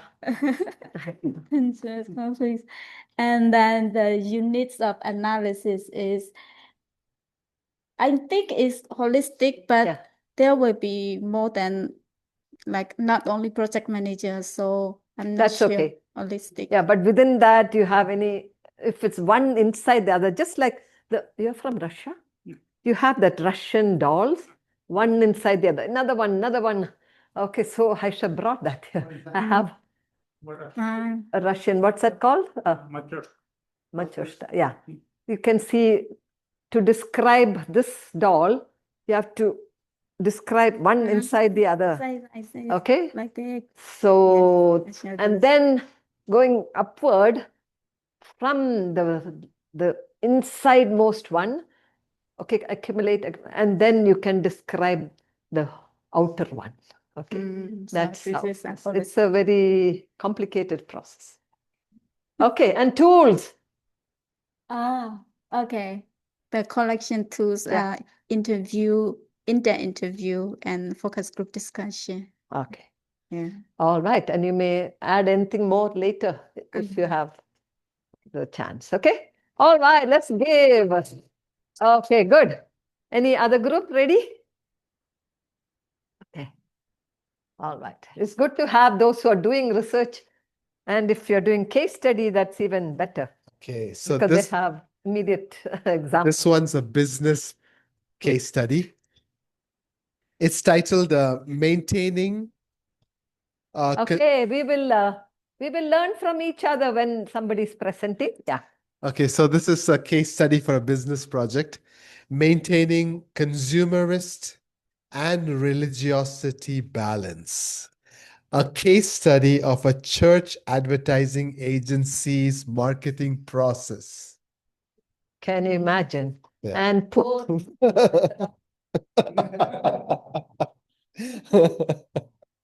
So the heart is the church advertising agency and their marketing process.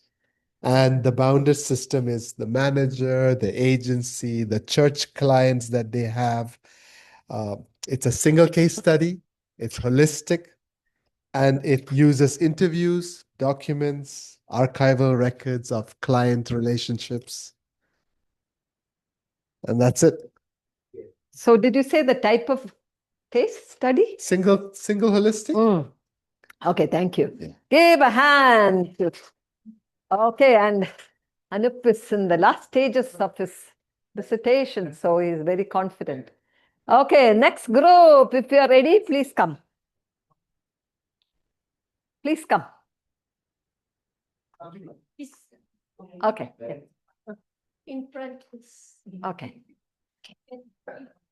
Okay, through the remaining, we may just, my presentation, I'll just run through because I want to end. Okay, thank you so much for giving us this opportunity, this issue coming from the biblical department. Okay, our title is the impact of academic performance of the merit student without their spouses.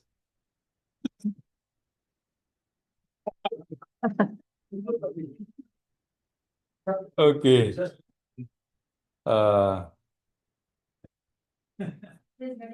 We are using the definitions exploratory or explanatory? It's not studied. It's very difficult to explain. Okay. With single, type single. Yeah. And then also participation is participants? Merit students. Merit students. We don't. And data tools, we use the interview or survey. Observation. Yeah. Wow, this is a very unique. Oh. This one.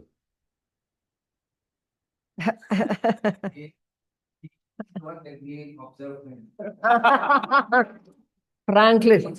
No. Because they are asking the merit students are enjoying. Yeah, they say how you staggering here without your spouses. That's why. Yeah. It's hard. That makes them finish fast. My father came here to study at PUC years ago. We were all left behind in India. Oh, he finished in 1.5 years his master's in English literature. No, dilly-dallying. He wanted to come back home. Yes. Okay. All right. The final group. Yeah.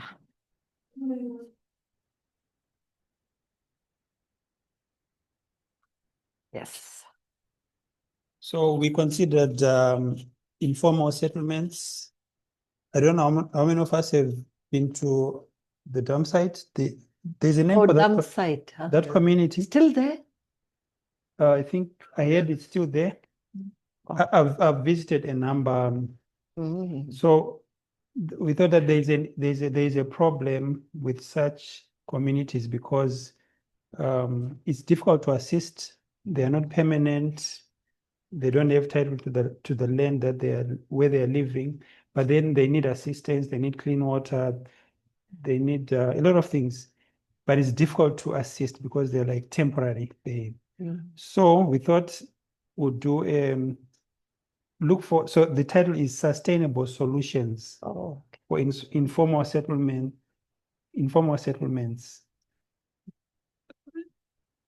in Lalan 1 Silang.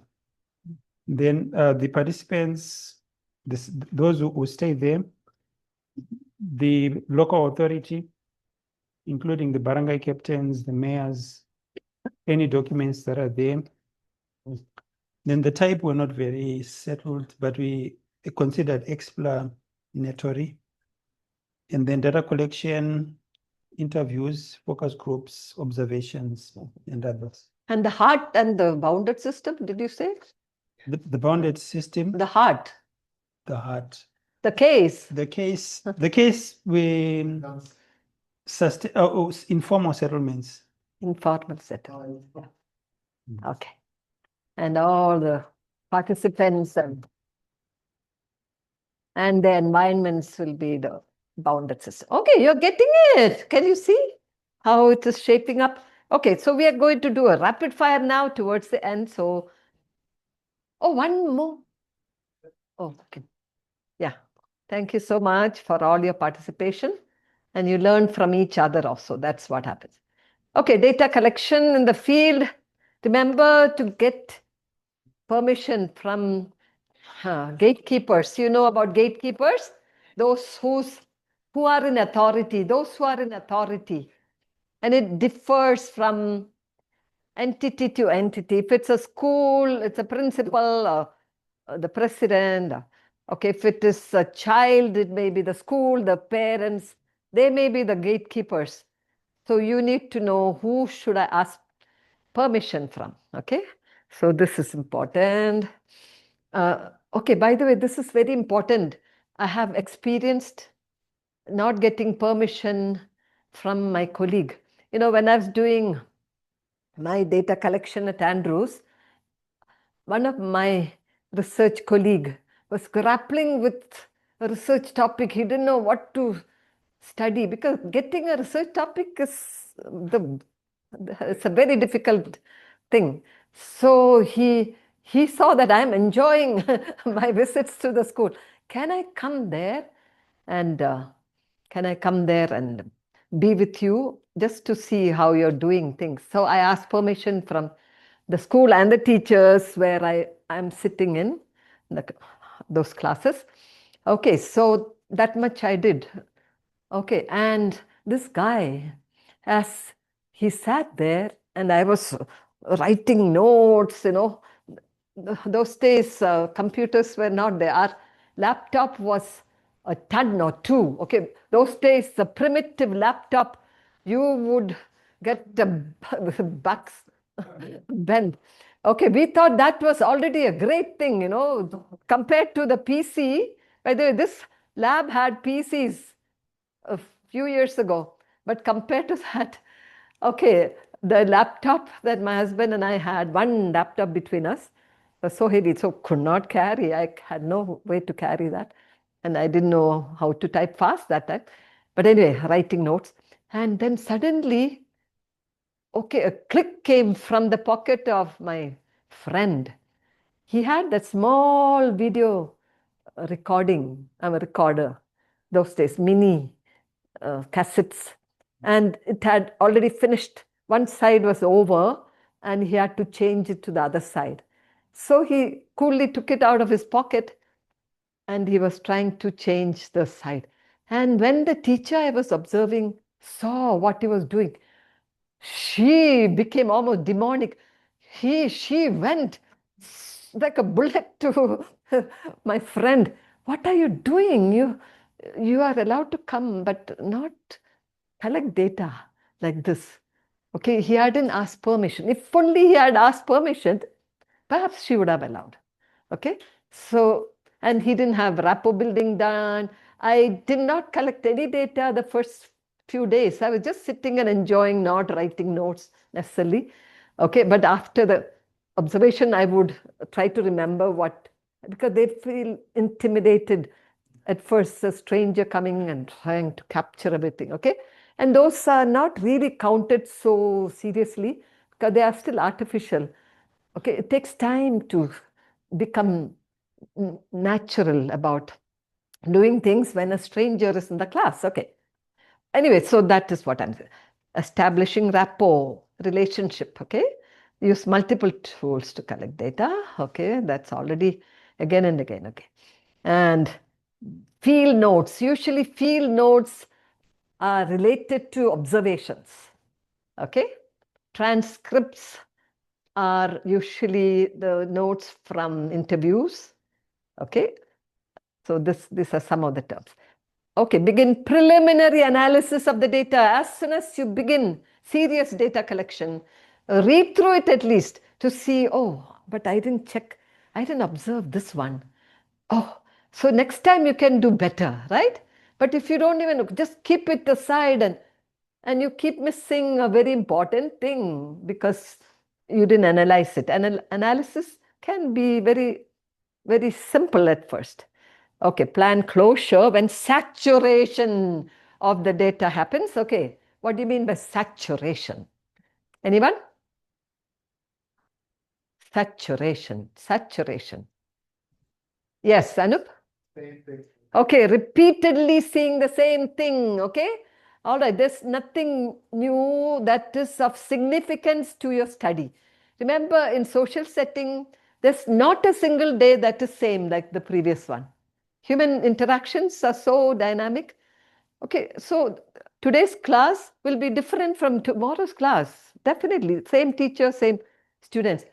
But what you're observing, that the focus, if things are not different, okay, anymore after many days of observation or interview, you may come back and interview and nothing new is coming. That's called saturation point. That's the time to end. All right. Okay, evaluate and analyze the data. Okay, within case and cross case if needed. Remember, if you need to do cross case, okay, not always. That's a more complicated one. Don't go there in the beginning. Okay, summary, explication. Okay, explication, annotating the material. You can write your own memos and so on.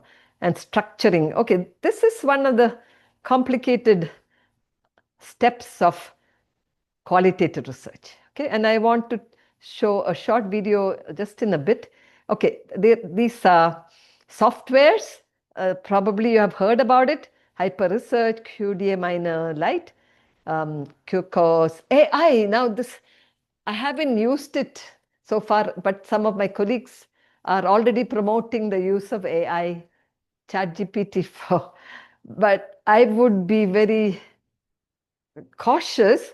It is good to use it as a verification of what you have already done using professional apps. For me, that is as a comparison. But only if you write there in your data analysis, for the data analysis, it's a dissertation, and you're telling that I use ChatGPT for data analysis. At this point of time, it doesn't look so impressive. Okay? All right. I may be wrong a little later. Okay? Who knows?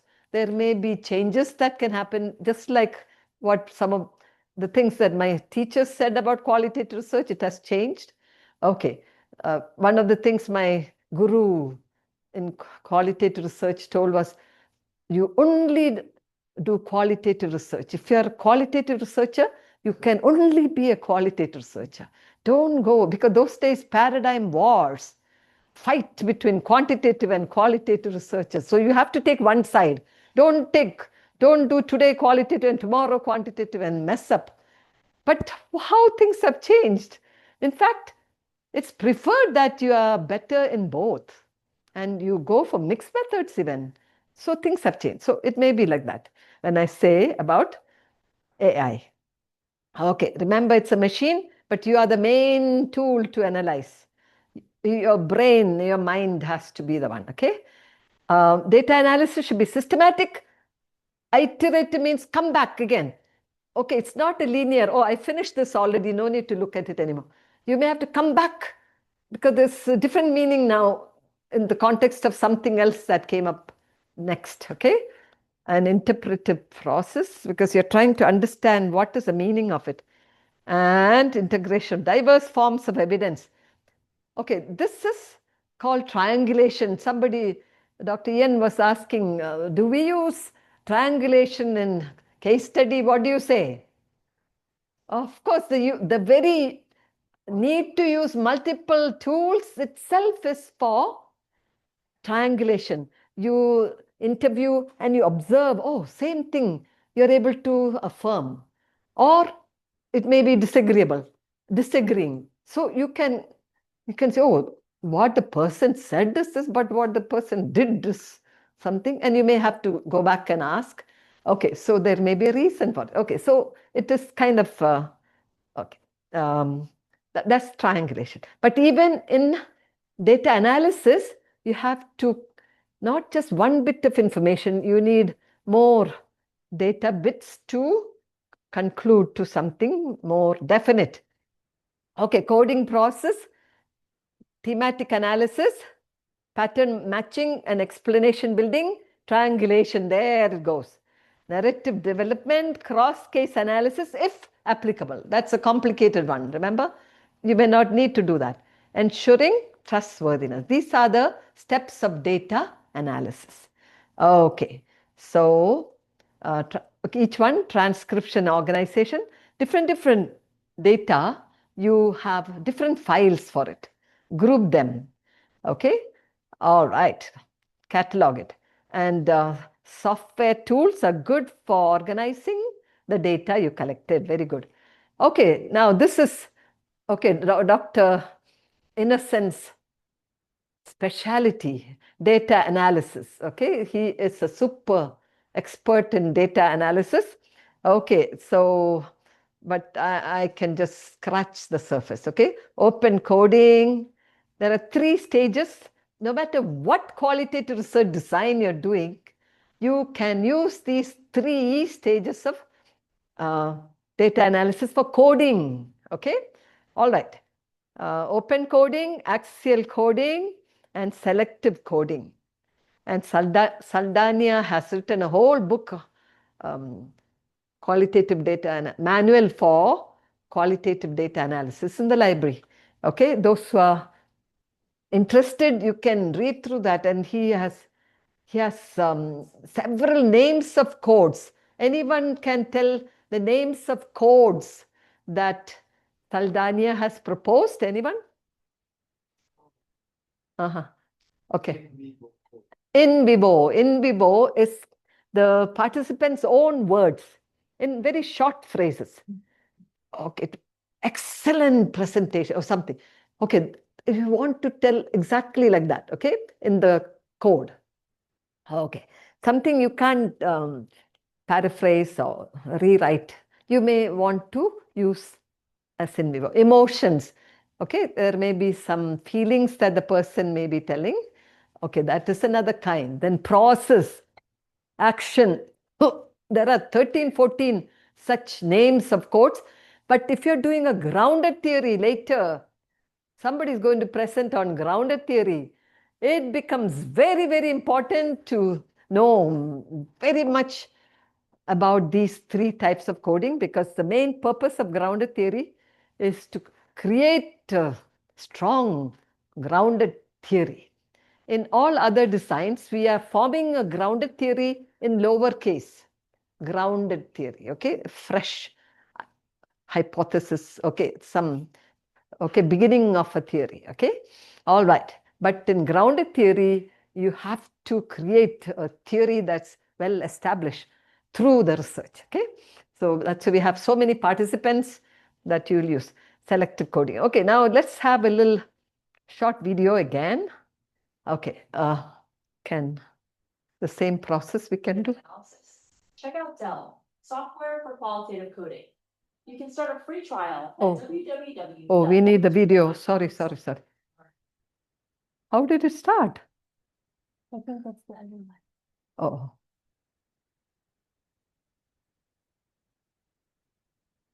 No. Yeah.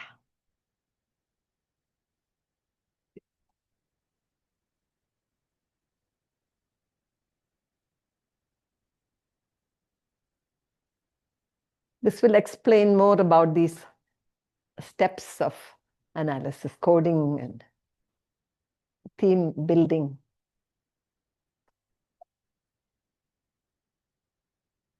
Open coding, axial coding, and selective coding are steps in the grounded theory method of analyzing qualitative data. Before you begin coding, you should have collected some qualitative data, such as transcriptions from interviews. With grounded theory, your aim is to derive new theories and concepts based on this qualitative data. Open coding is the first step, where you take your textual data and break it up into discrete parts. Then, you create codes and label these parts. Open coding is meant to open you up to new theoretical possibilities as you first engage with your qualitative data. Next comes axial coding, where you draw connections between the codes you developed in open coding. Group your codes into categories. These categories become the axes that tie your codes together. Then, you end with selective coding, where you connect all your categories from axial coding together around one core category. In doing so, this core category represents the central thesis of your research. Each of these coding steps are iterative. You should continuously go back and do further rounds of coding based on codes and categories derived in each step. Once you're finished, you'll have a new theory grounded in your qualitative data. If you want to learn more about open, axial, and selective coding, check out our blog at delftool.com. Okay, yeah, we want to learn more, but you can check it, explore, yourself. Because those who are curious to learn will always try. No stones are left unturned, right? Okay, I will just show you an example of a code book of one of my students. She has given me permission to share any time, anywhere. Okay, so always take permission, okay? Okay. All right, this is actually IFU's research, also in Myanmar. Okay, always think about your research question. Okay, what instructional strategies were adapted in faith-based higher education institution in Myanmar during the COVID-19 pandemic and political instability? So she had here, see, these codes were first generated, okay, just like that, okay, without really looking at the theme or category. That was not at all in the mind. Okay, but since you know what your problem is, some of those words or phrases will stand out, okay, because you know what you're looking for. Okay, why did you do interview? Why did you observe? You know already what you're looking for. Okay, so these the codes, many of them together becomes the category, and several categories maybe there. She put 1, 1, 1. That means it's for research question 1. The category is for research question 1, and several categories are clustered into a theme. Now they said the whole study, for each research question you may have one theme or more than one theme. Okay, for simple studies you can have just 1 or 2 themes, but for extensive studies like dissertation and projects you need several themes. Okay, and so there you are. Okay, So this is generated by hyper research. She used hyper research. Okay, so okay, second question and then quotes again and one. Okay, so second question. So she has put two, several categories for one theme. Okay, you got some idea how the code book looks like? Yeah, lot of work. This is where a qualitative researcher will feel very lonely. Anup, can you tell how lonely you felt? You know why? Why it is so painful? Painful, but eventually becomes sweet accomplishment. It's just very iterative, repetitive. Sometimes you bump into something and you got to go all the way back. And how many other researchers are helping you? Nobody can help you, okay? You are alone in it, okay? You're talking about cooperation and all that. Okay, it doesn't work for qualitative research data analysis unless it is a group research. In other words, several researchers are doing data collection, like how I told last time about the library research. In this place, we did a research about the the librarians. Okay, and so 4 or 5 of us did the data collection. We put our heads together and we were able. That's another triangulation. When more than one researcher collects data, okay, that is also researcher triangulation. Data triangulation is how we use different tools. Then theory triangulation, when different theories are supporting. Okay, so many things, but I don't want to scare you with all that. Okay, themes are developed, capturing recurring patterns across the data. Okay, so themes become the answer to the questions. You elaborate that. And themes, when you elaborate, you're elaborating the categories. Okay, and when you are elaborating the categories, you're using some of those quotations and some expressions to support your data. Okay, pattern matching. Okay, looking for pattern. Okay, that's why a qualitative researcher has to have inductive thinking. Okay, these things can be grouped. Remember the example I gave? Okay, in the store, they categorize things in a very meaningful way. All the edibles, okay, will be in one cupboard. Okay, detergents, you don't mix with food items, will be. No, the nature of detergent and all the soaps and all are different. So that's different. Okay, so library, okay, books are arranged in groups. So to categorize, it's a very powerful thinking that a person needs. Okay, and you are an expert in that area. And for us as researchers, we are experts in looking for those patterns. And that expertise will come with some experience. At first, you will struggle and, okay, fumble, but you can always ask the opinion of your committee, especially the methodologist.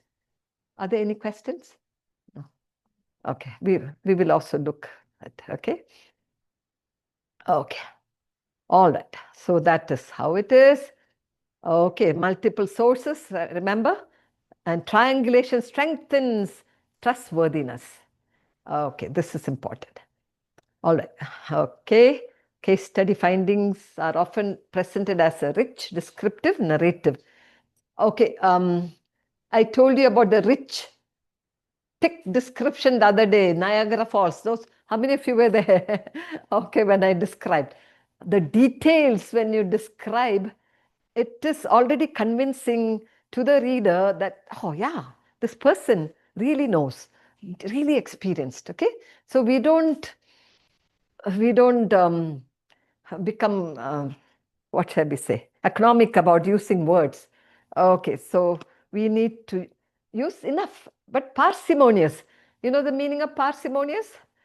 Okay, just enough to explain, not unnecessarily using words, okay? Okay, if several cases are studied, data analysis may involve similarities and differences. not as a title, but within the analysis. Okay. All right. It will help to refine theory and better conclusions and generalization. In a way, we don't call generalization, transferability. Those who are reading can relate to what they are reading better, because those who are reading are usually interested in that topic. Okay, so that's how it is. Okay, so when you find that grounded theory, that raw, okay, hypothesis that you are formulating into a grounded theory, should be parsimonious, testable, logical, and coherent. Okay, so when you make that the final theory building, this is very important. Okay, ensuring trustworthiness, credibility. What is credibility? Okay, okay, member checking, triangular. That's how we do it. Okay, all right. Prolonged engagement. Do you think my study for 9 months had any credibility? Why? 9 months, okay, of study. Poor, my husband drove so many times to take me. Okay. Dependability, clear documentation of coding. How you coded is also to be explained properly. Okay. And confirmability, this is who you are, should be reflected. So your biases can be understood as the reader reads the findings. Transferability, okay, so thick description, so that the one who is reading can relate to something, not entirely. No context is same. Okay, so bits and pieces and lots of bits and pieces may be very, very relevant for a reader. All right, we are almost coming to an end. And final step, what is it? Prepare the report. Remember, case and boundary should be explained. This is the flaw of many write-ups, especially articles. Okay, they just write, I did a case study and these were the participants. And okay, they don't tell the type of case study and they don't tell what was the case and bounded system. So immediately we know they didn't attend such a session like this. The reader must be convinced that avenues for data gathering had been explored. If you know there is something more to study, don't miss it out. Leave no stones unturned. This is the apt representation of that. Okay. If multiple cases, do separate chapters for each case. All right. Reviewing the write-up by typical readers. Okay, when you write up, ask somebody to proofread, and not just proofread, an expert in case study can read it also. Okay. All right. Challenges. Are they challenges? It's not all a bed of roses. Selection of case is a big problem, and boundary. Use of multiple tools, big problem can be. Lack of rigor, this can be. That's why case study is sometimes looked down, because it's so popular. Those who don't know much about case study are also doing case study. And so they are not following some of the important criteria. Okay, misunderstanding of generalizability. They say, okay, study. One person you're studying and what is the use? Okay, remember the thick description can help the reader to transfer some ideas to your own life or workplace. Too long, massive and unreadable documents, don't do that.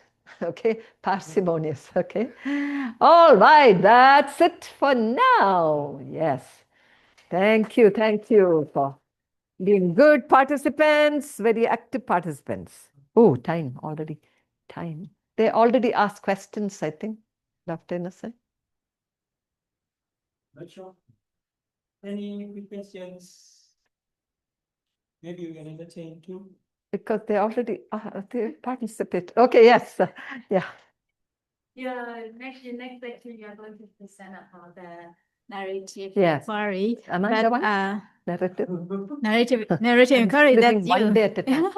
That's you again. So this now is case study, but last time you mentioned the narrative case study. So narrative study and case study can have similar elements. But there's a research. There is a narrative case study. Okay, that's so you said it's multi-method, right?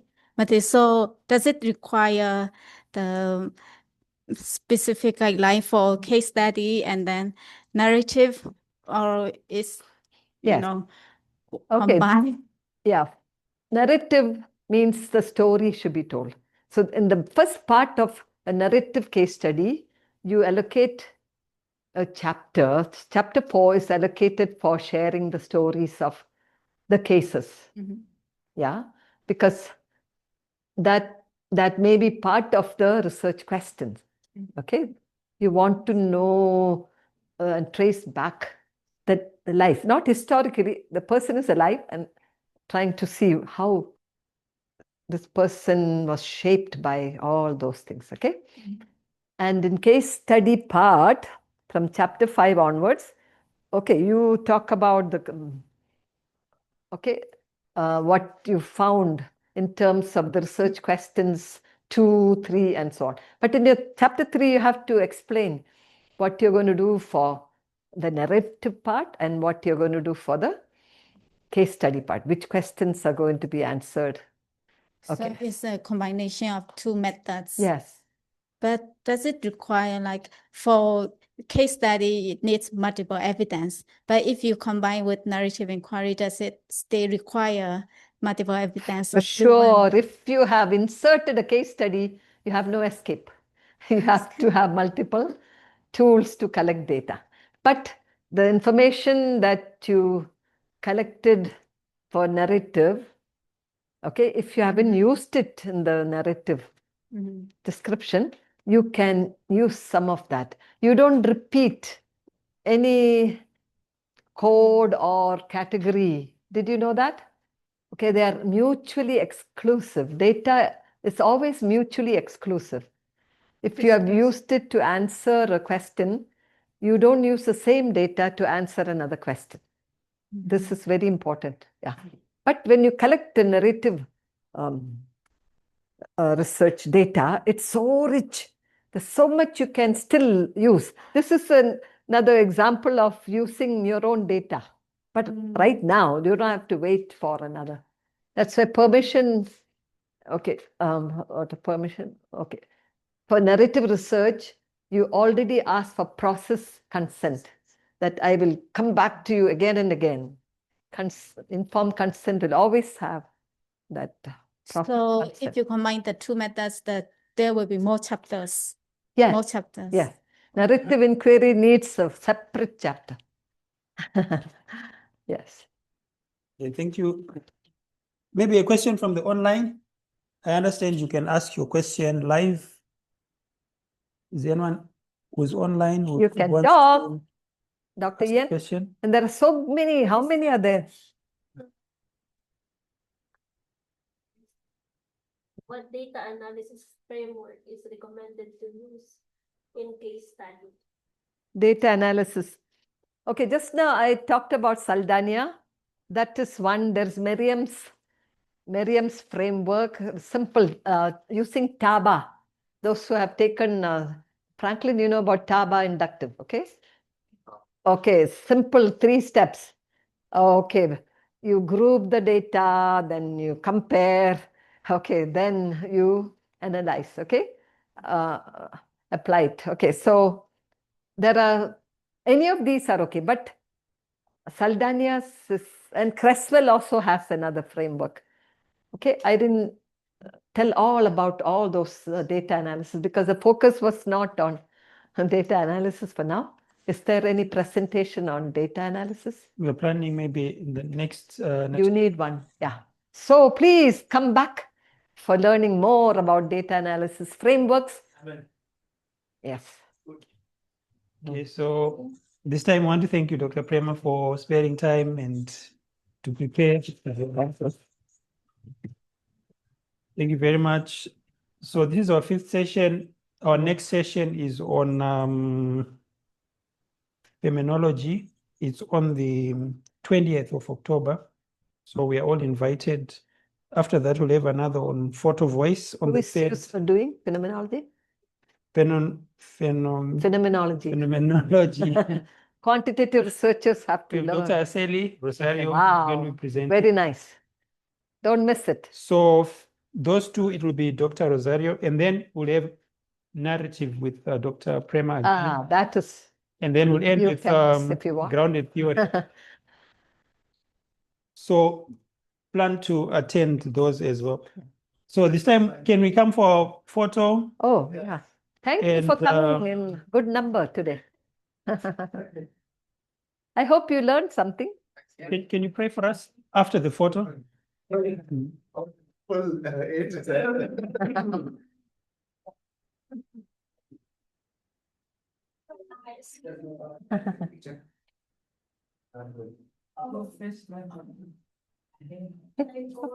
Picture. Yes. Writing. Oh, I need a picture also. May, can you take a picture? And take a picture of the Zoom. Microphone. And even microphones you can. He's waiting, just like how he used to wait for me at the schools. You can join us for the picture. Voluntary. He learned a lot of patience those days.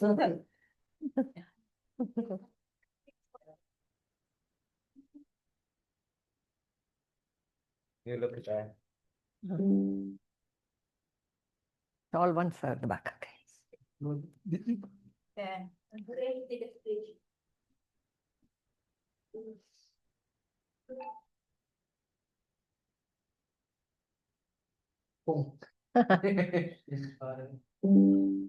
Come, May.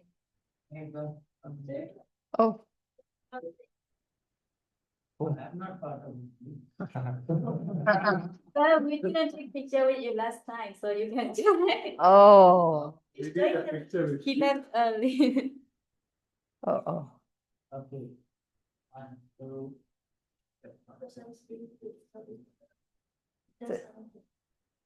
Sit. Fine. Come, one more. My husband can.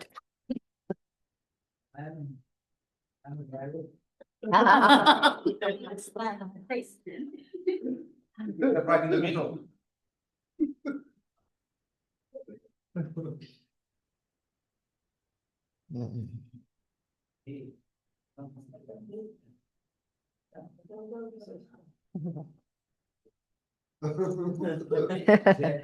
He wants to.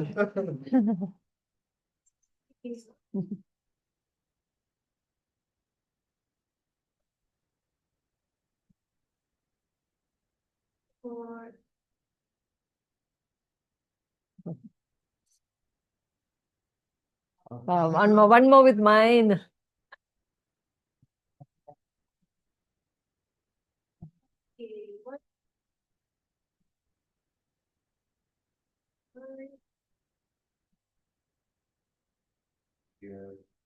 Okay, thank you. Thank you. Stay there. Gonna take screenshot here. Oh. Online purchasing. You have to look at that. Yeah, picture is very important. Even Indonesia, right? Picture is so important. Documenting. Yes. We were here. It's really good. Okay. Oh. And then we'll have our prayer before we leave the stage. Okay. All right. Ah, good. Okay, we're praying. You can send me that one, May? Okay. Okay, let us pray. Our gracious eternal Father in heaven, we thank you so much for this year together this weekend. Our sins. Thank you for Professor serving us on case study. I pray in the Father what we learned today without understanding and even the future. Now we are finishing from here, and Father, I pray for us to go with us tonight. I pray in the Father for Mr. and Mrs. Reynolds, Professors at Qualitative at home, taking to work to support students here at AIIAS. I also pray for Dr. Innocent, for his facilitating and leading our global sessions. Every time we come to this place for Sunday. And as we discuss for me, and Father, we bless for us this, pray we ask in Jesus' name. Amen. Thank you, everyone. Staying alive. Thank you, Dr. Prema. Oh, my dear, again. Oh, my friends, thank you for being there. Thank you, Doctor. Oh, thank you. Thank you, ma'am. Thank you, Major. Thanks, everyone. Evening.